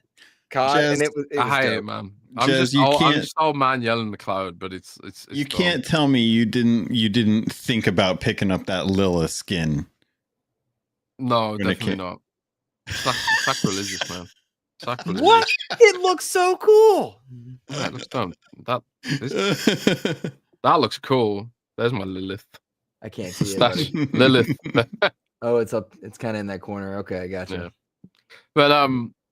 But yeah, I don't know, man. Just to bring it back to the original point, I do agree it's a bit silly, but I do think that like even if it didn't have those services, it'd still cost the same price because of the caliber of games they're trying to put in there now, and also to offset, whatever they've lost through sales. I think PlayStation also subsidizes Game Pass to some degree now, where it's like, okay, we might have lost sales on Xbox because people are renting them through Game Pass, but now we're putting on PlayStation to make up for the difference, right? And then PlayStation players can fund me saving money. So thanks, PlayStation players. I've recently been playing Everspace 2 a lot because they put out more DLC and that game's just really good. And I remember Michael Sade was on XEP for that, and he said Game Pass players on Xbox are actually helping us make a better game for PlayStation gamers. Like we're improving because we had an influx of players and they're making it better. And having gone back to Everspace 2 lately, which is just all the joy of Starlancer of old. And they've added dreadnoughts and animals. So like you're battling giant, capital ships. It's fun. But it's come so far, and I can only imagine how much the people from Game Pass that came in and experienced it made that game better for everybody. But I will go back to the idea that I really hate the tiered system of Game Pass. There was a simplicity of joy that came from Game Pass, and it's one size fits all approach that was very Apple-esque to its benefit, I thought. And now I wonder and worry that they are making it too complex to market the value of it. That is a worry I have. I mean, it's already complex. Them adding more tiers is just going to make it extremely difficult to keep track of what's available where. I really hate the way that they've gone about it. I do think that I'm a little confused by Clutch's question, because I feel like we do have a version of PC Game Pass for console. It's core, and it's the $10 a month, and you get like the select number of games that like changes here and there. And then you have like standard, which is like your normal, like bare minimum kind of Game Pass. Like you actually get like a full library. You're just not going to get the day and date and then the PC and then the cloud. So to me, it feels like there's a lost sense of what does Xbox actually offer? Because I was like, while we were talking about this, I was like, what did we have? Because I know we got rid of gold because it just didn't make sense. And that's what they turned into core. And looking at what's available on core now, it's like you got Doom Eternal, you got, Grounded, DayZ, Fallout 76, the retro stuff. You've got like Gears, you've got some of the later additions to some of the major franchises from Xbox, as well as like Hellblade, Senua's Sacrifice, Control, Psychonauts 2. But it's missing like essentials in there, which I think are like Sea of Thieves, Master Chief Collection, Gears 1 through 3, Forza 4, Forza 5 stuff. And it kind of makes me wonder, like, why is Xbox failing at a core level of what their Game Pass functionality is? Because there's just not enough people on there. Are people just looking to have standard or ultimate? And looking at the comparison between like PC Game Pass, where it's $11 a month, compared to core, which is $10 a month, I'm amazed at just the disparity between the quality of games being offered between those two services.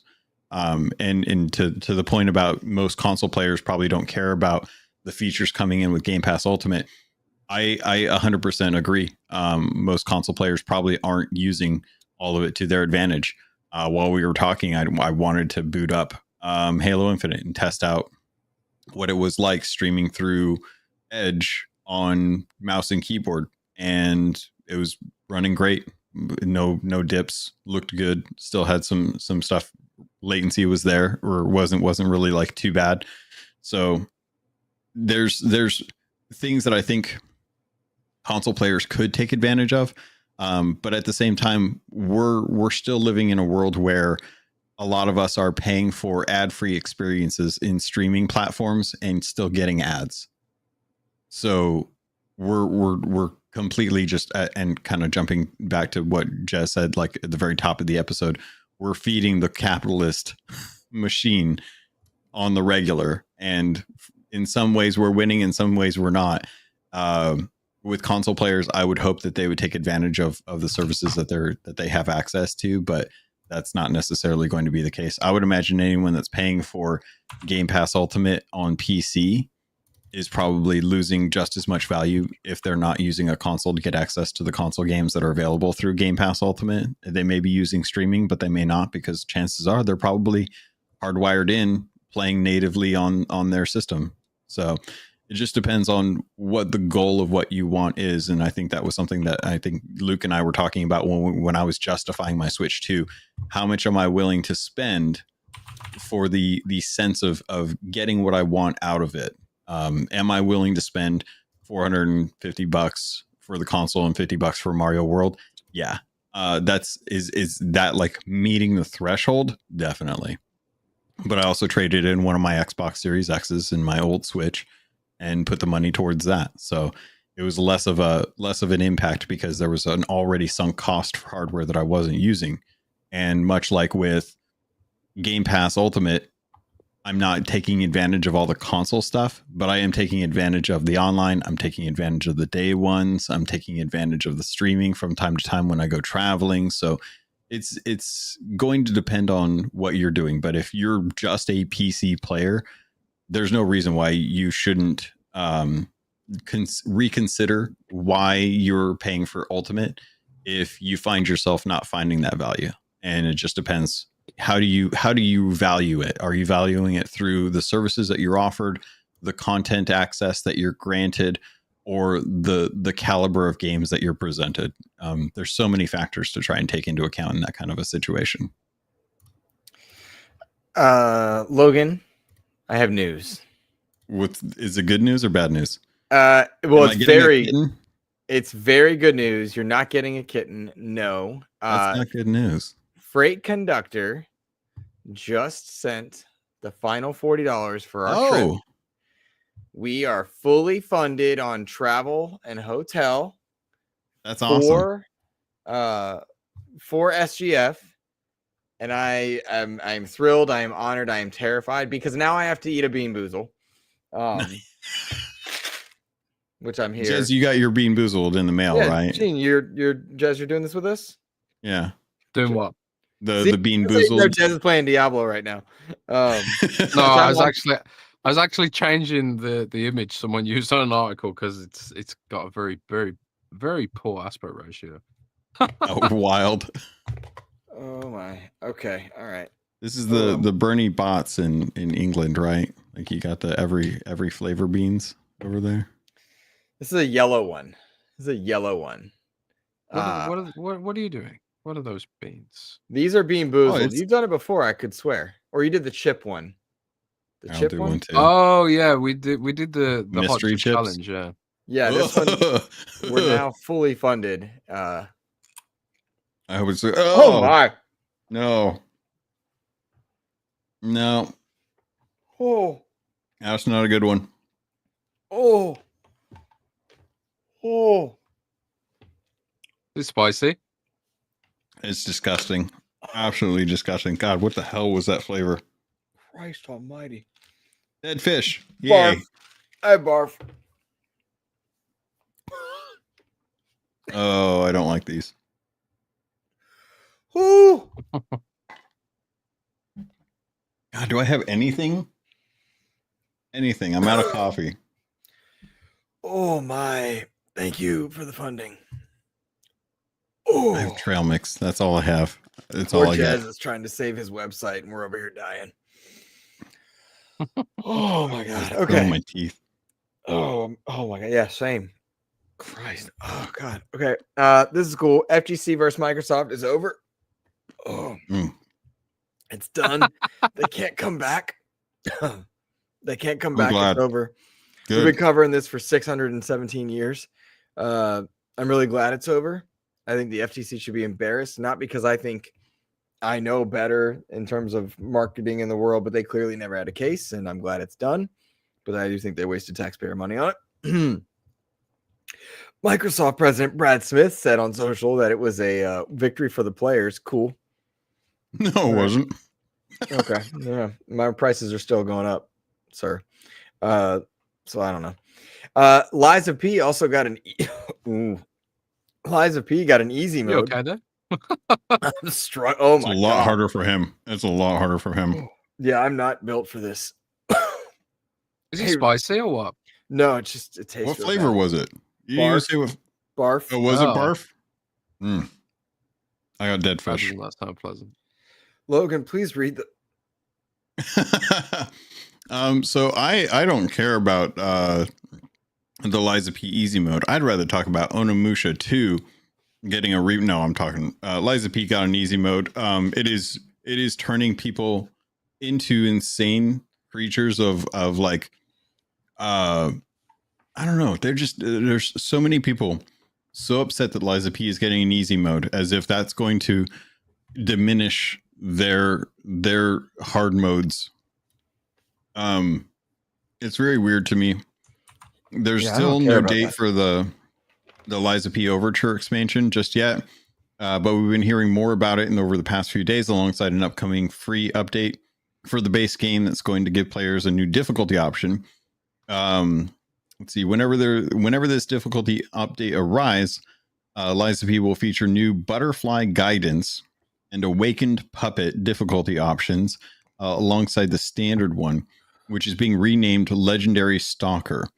Even though these new difficulties are optional, the decision to include them has proved controversial with some fans, as seen below, which I'm still I don't see below. Where, Luke, where's the below? I only pulled part of it. You got to go to the article.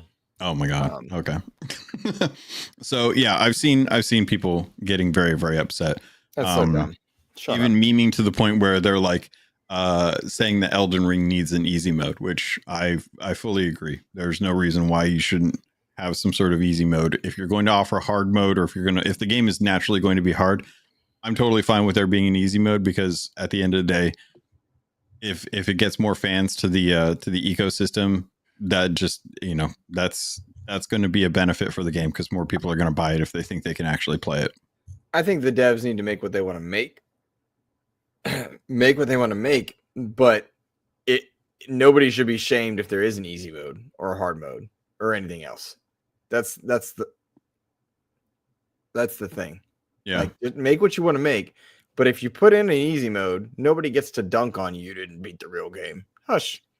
I think one of the issues people find annoying about this is because they kind of did it after the fact, which I think says to people, this wasn't because it was your philosophy. It was because you want to sell the game more, and it's more because of greed, and it's not because it's your design philosophy. You've compromised your design philosophy, kind of thing. I think, like, if it had an easy mode out of the gate, like the first Berserker does, for example. First Berserker has an easy mode. Came out recently. It's a decent, Souls-like kind of game with a sort of animated kind of design. Nobody cared, but I also think nobody really cared about the game either in general. I do think, like, the genre, if you are sort of leaning into that genre, there's a set of expectations you kind of set for yourself, where it's like, okay, well, we're taking inspiration from the Souls-like genre, but we're gonna compromise on, this aspect of it, which is the difficulty and the challenge, at the end of the day. So I'm in two minds about it. Like, on the one hand, I'm like, yeah, why not? But on the other hand, it's like, well, why make a Souls game? Make it something else, If you wanna, you were okay to leverage that identity in the early days, like, oh, this is going to be a brutally difficult parry-oriented kind of game. You were completely fine with tapping into that community, but now you want to get more sales, you compromise on that. So I think for some people, it is about gatekeeping. I think for some people, but at the same time, I think it's just like, it's they don't want to see the identity or the genre compromised because of this. And I think, like, as someone who isn't particularly great at games, I felt, particularly accomplished when I completed Dark Souls and when I completed Elden Ring, because they are honestly not hard games. They just they ask you to make your own difficulty and find the easy mode within the game. They're not hard for the sake of being hard. You just have to, like, you can just find the weapons, grind, use summons. The easy mode is in the game, and that's, like, the genius of the design of those kind of games. Like, even in Dark Souls 1, like, you can sprint past the skeletons, find the Zweihander right at the start of the game, grind up some strength, and you basically become invincible for the rest of the game.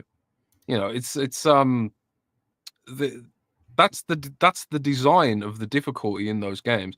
So I think some people, at least, I can understand the mentality of compromising that genre just because they want to get some quick sales. It seems a bit disingenuous to me on the part of the devs, but I don't know. At the end of the day, they make what they want to make, and that's all good. That's all fine. Is this something that we've seen with other genres? Because I'm trying to think of, like, did people get upset when rogue games started turning into roguelikes or roguelites? Because it feels like that was one of those things where it's like that was a game where, or that was a genre where you lost everything if you died, and you just didn't get to progress. You could only go as far as you wanted. And we're seeing more and more games that carry on a little bit of progression, have some ways of like getting permanence in that genre. And it doesn't seem to bother anyone. Nobody seems to get like upset about it. And it seems like more of an ego thing to me, at least, when it comes to the Souls-like, which is probably what pushes me away from it, honestly, is the people that are high and mighty about their Souls-like accomplishments and try and rub it in other people's faces as touting they're the greatest when it comes to these kind of games. And I'm like, you just have to ignore people like that, man. Like, because the games genuinely aren't hard. Yeah. You know, like, you play Elden Ring and make a sorcerer like I did, get the mimic tier, you basically can't die. I think, like, even like the super hard bosses like Melania, which everyone memed to hell. Like, when people talk about, like, oh, Melania is really hard, it's because they're doing it without summons, or they're playing, like, you know, a build that maybe isn't particularly great for fighting her or something like that. I don't know. But I played Sorcerer 100% with Mimic Tier, and I just evaporated her in seconds, you know, because I made my own difficulty. You know, and then you get people within the Souls-like community saying, like, oh, magic users aren't, you know, they don't count. You know, you have to use a strength build. But even strength builds are easy, man. Like, Rand ran around with like 2 huge hammers, just basically like 2-shot in all the bosses and stuff like that. You know, that's the genius of those games. You make your own difficulty.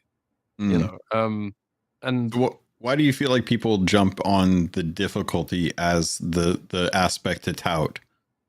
Because I think, like, it's part of the game's design. Rather than just selecting easy at the start of the menu, you have to find the easy by exploring the game, which adds to the way the game's cycle of rewarding content. Like, maybe you find a cave and you struggle through it because you don't have the cool item at the end, and then maybe at the end of the dungeon you get the cool item, which does make you way more powerful. You know, you look up a guide online, like, you can get like one of the best staffs in the game really near the start of Elden Ring. If you just run past all the mobs, and, you know, it's a Crystal Cavern, I think, or something like that. I can't remember off the top of my head, but, you know, it's baked into the game's design. I think that's why some people get uppity about it a little bit, because it compromises on the explorative discovery aspect of what these games are supposed to be like, almost like the Metroidvania kind of aspects of it, you know, where it's like, you know, you can't kill this boss because you don't have a better weapon, or you haven't upgraded it enough, because you haven't explored enough. You know, you haven't just selected easy mode at the start of the game.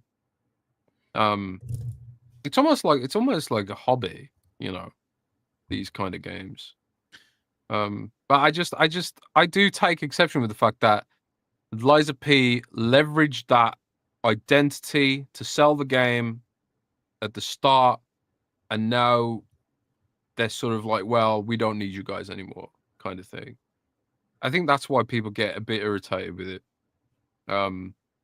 because the games aren't actually that hard. Do you think that opinion would change if in the introduction of an easy mode they added an even harder mode? I mean, well, it's again, it betrays the point, because the hard mode should be what you make within your build, or how you play the game. At Yeah. least that's my perception of Souls-like. Well, what if they or misjudge it at Soulsborne. launch? What if they misjudge how difficult they think it is, and it turns out to be a lot easier, or vice versa? Because I can't imagine that devs get it right on the first try every single time. I mean, I don't know. I mean, there are Souls-likes that just don't get the point of what a Soulsborne game is. Mhm. And they don't really, they think, oh, it's hard for the sake of hard, when it's actually more like it's hard for the sake of forcing you to explore and discover and level up, Mhm. because you do get to a point where you just overpower everything. And that's why it feels so good. It's like, okay, I was shit when I entered Limgrave. I was shit in the scrub. And now by the end of the game, I'm a god killer and nothing can stop me, kind of thing. And I think a lot of games they just think like, oh, this is meant to be super hard. And there are games like that. I kind of think Sekiro leans a little bit more into that, where it's like, you can't really overpower everything. You have to learn the boss's patterns and the parry patterns and all that kind of thing. But like Lies of P lent into that. They really leaned into that by having a parry heavy kind of design. Yeah. But I don't know. I haven't played Lies of P myself. I don't know. Well, I have, but I've only put like an hour into it or something like that.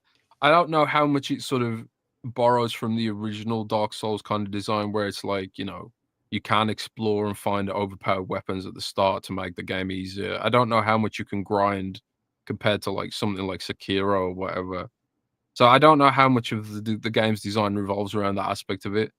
But I'm just kind of like, I do get why people gatekeep that, because they don't want to see the design of making your own difficulty. They don't want to see that compromised and just sort of turned it into a shallow menu option. I do appreciate that aspect of the wanting to protect that design layer. Yeah.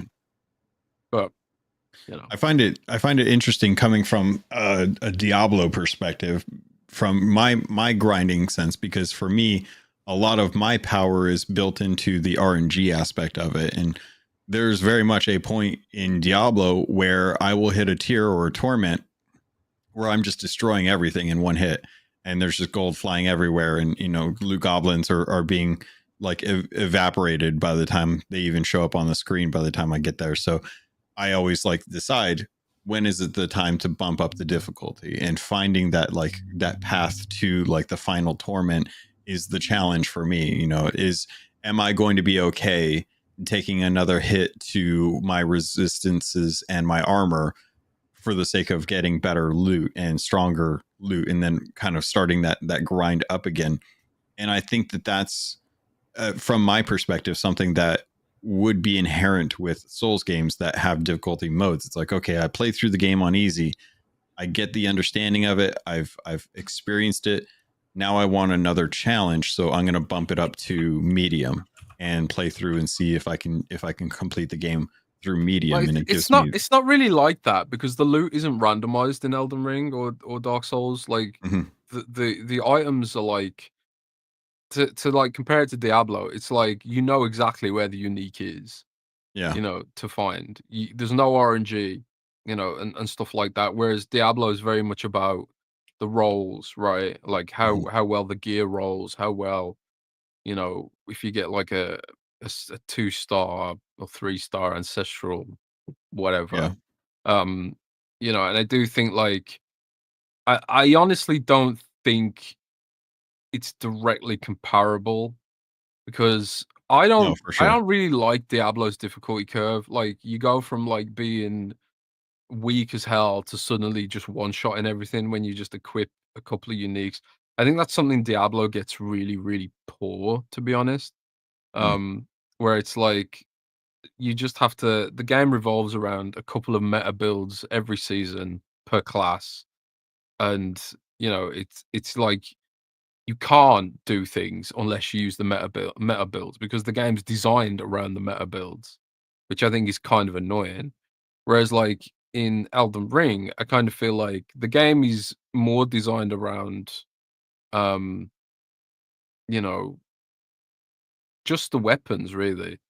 You can complete the game by you can't, like, people have completed the game naked, for example, in Elden Ring, because you can use skill in parrying and dodging and all that kind of stuff to win.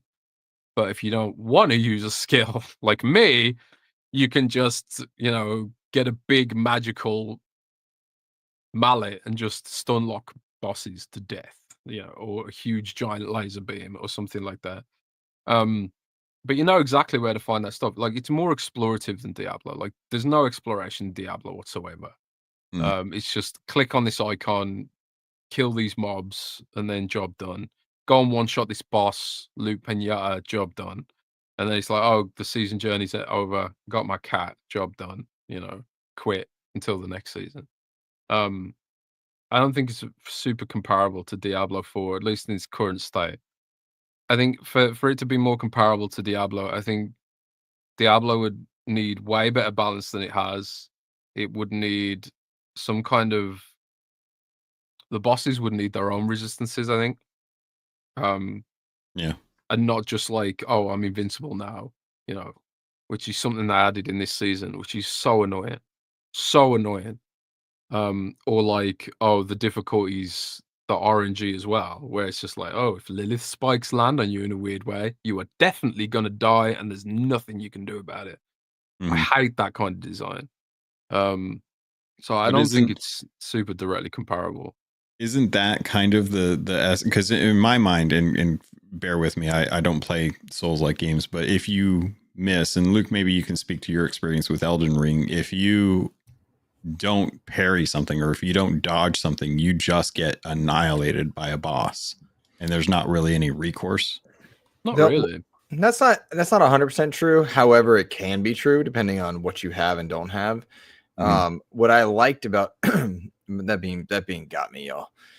What I liked about Elden Ring was that my lack of skill in Souls likes was augmented by the ability to grind. So you could go and farm enemies to level yourself up. Now there was a kind of an artificial limit to that, but you could go and boost your stats through time. And I didn't use guides for the majority of my Elden Ring experience. I have 170 hours in there, but the game does a very bad job of onboarding you, which, to loop it back to our original topic, is that the devs putting in a mode that allows more players to access it, I think is absolutely fine. And I disagree with Jez on the idea of putting it in there being bad. I do agree with the idea that they marketed themselves as if we're never going to do this. We're not going to do this. They have social posts about this, and now they're doing this. And that is odd. I understand why that could ruffle feathers, but I am unbothered by it. And I do want to say thank you to Bat Out of Hades for the $20 super chat, saying putting this here instead of the swear jar. My friend, you're helping me. You're helping Logan with Lyft rides, with meals. You just bought us a dinner, so thank you. Or an iced water in LA. I'm not really sure, but we really appreciate it because all of it is just, it's helping, and we're grateful to you. So thank you. But yeah, I don't mind an easy mode in there. I don't think it's a problem. Yeah, I don't mind it personally. It's just like I can understand the perspective. Like often when I'm discussing things, I sometimes play devil's advocate for the sake of discussion. Sure. And then people clip it and take it out of context, right? Like for me personally, I don't give a shit if it's got an easy mode. But I understand why people would be pissed when they've gone out and they'd used the community to market their game, and now they're compromising on those claims in order to have the perception of potentially selling more copies. Of course. But I don't think it's going to work, because I do think the difficulty is what generates discussion. People word of mouth that stuff. It's like, oh, I just killed this really hard boss. And then people will be like, oh, how did you do it? And they'll discuss it like, oh, where did you find that weapon? How did you do this? Like we did so much traffic on Elden Ring guides, obscene amounts of traffic on Elden Ring guides, because people wanted to play it, they wanted to know how to play it, and they wanted to know how to make it easy for themselves. Where if you just add a toggle easy mode, there's no point writing about anything about it. There's no point talking to your friends about it. There's no point like asking for help about it, all that kind of stuff. You know, there is like, it does put up this intimidation factor, but I feel like, you know, there's a mystique around these games which isn't warranted. They're nowhere near as hard as people think they are. You can literally just look up a guide on how to make any of these games easier for yourself. It's hard if you go in completely blind, sure. You know, when I had my first run at Elden Ring, I played completely blind because obviously I was in a review build. There was no guides whatsoever flying around. I didn't know where to find any of the weapons and stuff like that. And it was a magical gaming experience, honestly. Like every cave I would look in, it was terrifying to walk in there. And then it was like so rewarding when you got to the end. But like if it was just the easy mode and I just run around one shot and everything like you do in Diablo, you just feel nothing. At least that for me. So I understand why people are protective of that because there's very little in gaming like it. To sort of force you to overcome your fears and stuff like that, except for maybe horror games. I mean, playing a horror game recently on Xbox called Lair of the Demon King, and I'm going to stand for this game because it's PS1 graphics. It's got a 4:3 aspect ratio and 480p pre-rendered cutscenes, and it's incredible. It's like $20, and it is horrifying. It's like they're leaning really hard into Silent Hill 1 with the fog. You know, what's it called? It's called Lair of the Demon King. It's a first-person Japanese styled Silent Hill kind of game, a bit like first person Onimusha with Silent Hill visuals, Silent Hill 1 visuals. It's terrifying, man. It's terrifying. But like if it was like, and the combat's really hard too, but if it was like super easy, you just run around one shot and everything, you lose all the fear factor, and then it's like it's not a horror game at that point, right? So it's like if you want to add an easy mode, just don't call your game a Souls like, you know. I'm not like against the easy modes by any means, but I just think like you can't like leverage that community and not expect pushback when you compromise on it. Oh man, the bean still has me. But Ray Conductor clipped it for us, so I did put it in the chat. Sorry, Logan. We have one more listener question that I want to make sure we do before we depart, if that's all right. Or did you have something else you wanted to add? I just wanted to call out a statement that I resonate with. That for some of us, easy mode is not necessarily an easy mode. For some of us, easy mode is the normal or a hard mode, and I think that it's one of those situations where I see this a lot with like Sea of Thieves in the community. People tout like what they get, like their skins that they have, like the gold skeleton curse or the gold ghost curse and stuff, and it's like they grinded and they show that off, and then something will come out that is similar to that you can buy, and it diminishes the value of what they did. And I always want to press back on people. No one is taking away what you accomplished at the time that you accomplished it. You will never lose those memories, and those memories won't change on what you feel like. Like me getting Pirate Legend when I got it meant a lot to me. Is it easier to do now? Yeah, it's way easier to do now. But does that change my story? No, it changes the story for who else got it. And if they got it easier, that's them, because they can, much like what Tejez says, you can make your own difficulty in games, and you can decide, do I use health potions? Do I not use health potions? If easy mode is easier than I was expecting, then maybe I switch to a weaker weapon. Maybe I take off certain things or restrict myself in ways. One of my favorite Heroes of the Storm players on Twitch takes donations from the community, and they tell him how to play a character in lower league areas because it's too easy for him at a master's level to be playing against low people. So he puts artificial challenges on himself, as well as like other what people want him to do, to make it fun and interesting. And I think creating your own difficulty and devs offering a layer to explore between just the current standard one option is going to add accessibility to the game, but also allow players to play around with what they think is going to be difficult or not difficult. And I mean, maybe that's the play. Honestly, put the easy mode in the accessibility options, and just be like, look, this is our vision for the game. The vision for the game is that it's going to be difficult, and we're going to have one difficulty mode. But in the accessibility options, for those who have compromised mobility or whatever, or just find it super stressful to play on this difficulty, then in accessibility there is an easy mode. I think that would probably be the play that would satisfy the gatekeepers or whatever, and also without having a sort of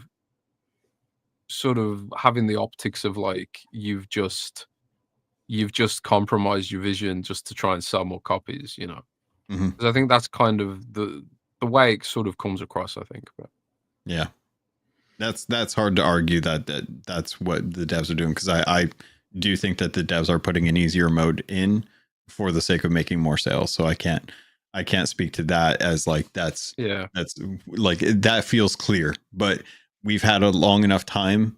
It's kind of like in other it's been a long enough time since the original version came out that if you were a Souls-like fan and you did want to jump into it, you could have jumped into it during that time where it was just the one mode. But that mode is still it's weird to me, because it's like that mode is not taken out of the game. They haven't taken that from people who want to play in that mode. It's just offering more options. But Luke, I know we're running long, so I'll shut up about this. And no, you're fine. It's interesting. The bean is really I'm gonna lose my lunch. The barf has made the barf. Oh yeah, it's gonna happen. Shout out to the nerd chat, Jose over there. He recently found out he was going to be made to be a principal. So very proud of him. All right, our last question. Our last question comes from Omen. He dropped us in our Discord. This is one of our patrons. Says, do you think Switch 2 will eat into PS5 and Xbox Series sales significantly? Yes, I do. Although there is an argument to be said, people are willing to spend money on hardware, so that might be a good thing. Logan, what do you think? And then we'll go to Jez.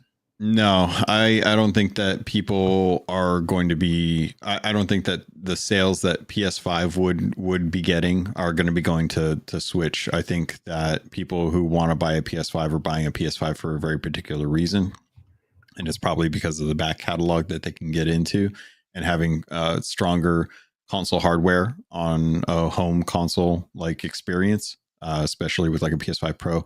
Xbox, I don't think is really going to. I think if anything, the fact that the Switch 2 is coming out is only going to benefit Xbox, because I 100% believe that we're going to see Sea of Thieves on the Switch 2 soon, and that the announcements are probably going to be coming up in a couple of weeks. But it's very much going to be one of those things that Xbox will benefit because of the Switch 2. It's not going to take sales away from the hardware, though. If those sales were there, they would have been something that they've had like the last 5 years to be able to get. It was actually cheaper to buy an Xbox at launch than it is now at this point. So, yep, it's crazy. Jez, what do you think, buddy? Sorry, can you repeat that last one again? I was dealing with a work message again. Do you think Switch 2 will eat into PlayStation 5 and Xbox Series sales significantly? Probably. I mean, if you're someone who's like, well, I've got X amount of money to spend in a month, I'm going to decide on a console, there'll be tons of hype around the Switch when it launches. So I think that it'll probably eat into the Series S sales pitch, right? Potentially, if the games are there, and it is supposedly getting Call of Duty, FIFA, and those kind of like, those zeitgeist kind of games which everyone wants to play. It is supposedly getting those. So I do think it'll probably take a bite out of the more affordable options like the PS5 digital, the Xbox Series S, stuff like that. But at the same time, it's not getting GTA 6. So I think GTA 6 is going to be a big sales event for PS5 and Xbox Series S and X. The cheapest way to play GTA 6 will be the Series S. And I can't imagine that GTA 6 will have a Switch version unless it looks heavily compromised. But we'll see. We'll see. I mean, maybe they don't have enough stock to make a dent in those platforms. There's all the tariff stuff playing out. There's all kinds of headwinds for the Switch 2 coming out the gate potentially, but it's also Nintendo. It's also the Switch. It's gonna do gangbusters, I would expect. Unless like there's some kind of serious defect with it, maybe they explode or something. I don't know. We'll see. All right, man. Well, I'm hopeful that whatever it can do for the industry as far as an injection into the arm does so, and hope it's worthwhile for gamers as well. All right, Jez. We appreciate you being here and hanging out with us. Thank you. Two, we ask you to plug any future projects you've got coming up, anything you'd like people to know about, and yeah, there you go. What you got, man? Yeah, you can find me at windowscentral.com/author/Jez-Corden or jezcorden.com. I just put all my links there now. I got a website. Nice. And XB2 podcast. I also got a Warcraft podcast called Unshackle Fury, which we do once or twice a month. We talk about Warcraft news. I've leaked lots of Warcraft stuff there, but nobody notices because it doesn't have a huge listener base yet. Housing. And yeah, housing looks amazing. There's also no, that's it. That's it. Find me on Twitter. I don't use Twitter that much these days, but you know, I am there sometimes. Logan, how about you, man? Talk to us one more time about your interview and where people can find it once it does go live, even though we will blast it on every platform we have. When it does go live, I'll definitely let everyone know. But I did have the fortune of chatting with Mike Chapman, creative director over at Rare, about Sea of Thieves. I don't know what I can and can't say about that yet, but we did have a good long conversation. That'll be coming out when they decide, or when I get them the file to be able to like approve and whatnot. So outside of that, I've got my community episode this weekend. So later today, I'm going to be recording with them, talking about season 16. It's been an interesting season 16 so far, but that's over at Keelhauled Podcast. I do not have a Warcraft podcast going around, but I still play WoW on a regular basis from time to time. I just went through the campaign after season 2 kicked up. So outside of that, that's about it. I'm kind of like looking at the list of interviews and meetups that we've got going on for Summer Games Fest, and just kind of overwhelmed at how I will be interested to find out when we get food and how we get from one appointment to the next. It's a campus and it's small, and there are usually very well respected food trucks on site. Yeah. And it's not inconvenient to eat. So you should not be worried. No. Okay. Last year I was worried last year, and I was quickly put at ease, to include like sitting down at a table next to Andrea Renee and just being like, "Oh, hello," and she hello, and then walk by all the devs of these great games and see all these wonderful people. Yeah, that's good. Yeah, I don't want to have to pack Go-Gurts, is what I'm saying. You will not. You will not. Okay. It'll be a good event. They'll take good care of you. Like a little napkin full of like Dino Nuggies in my pocket. No, that you're going to be just fine. And every dollar we make now is going towards our meals and stuff, so I can cover that. So I will say, thank you to everybody who helped us fund this project. We're so excited to bring you guys coverage. We are seeing so many games.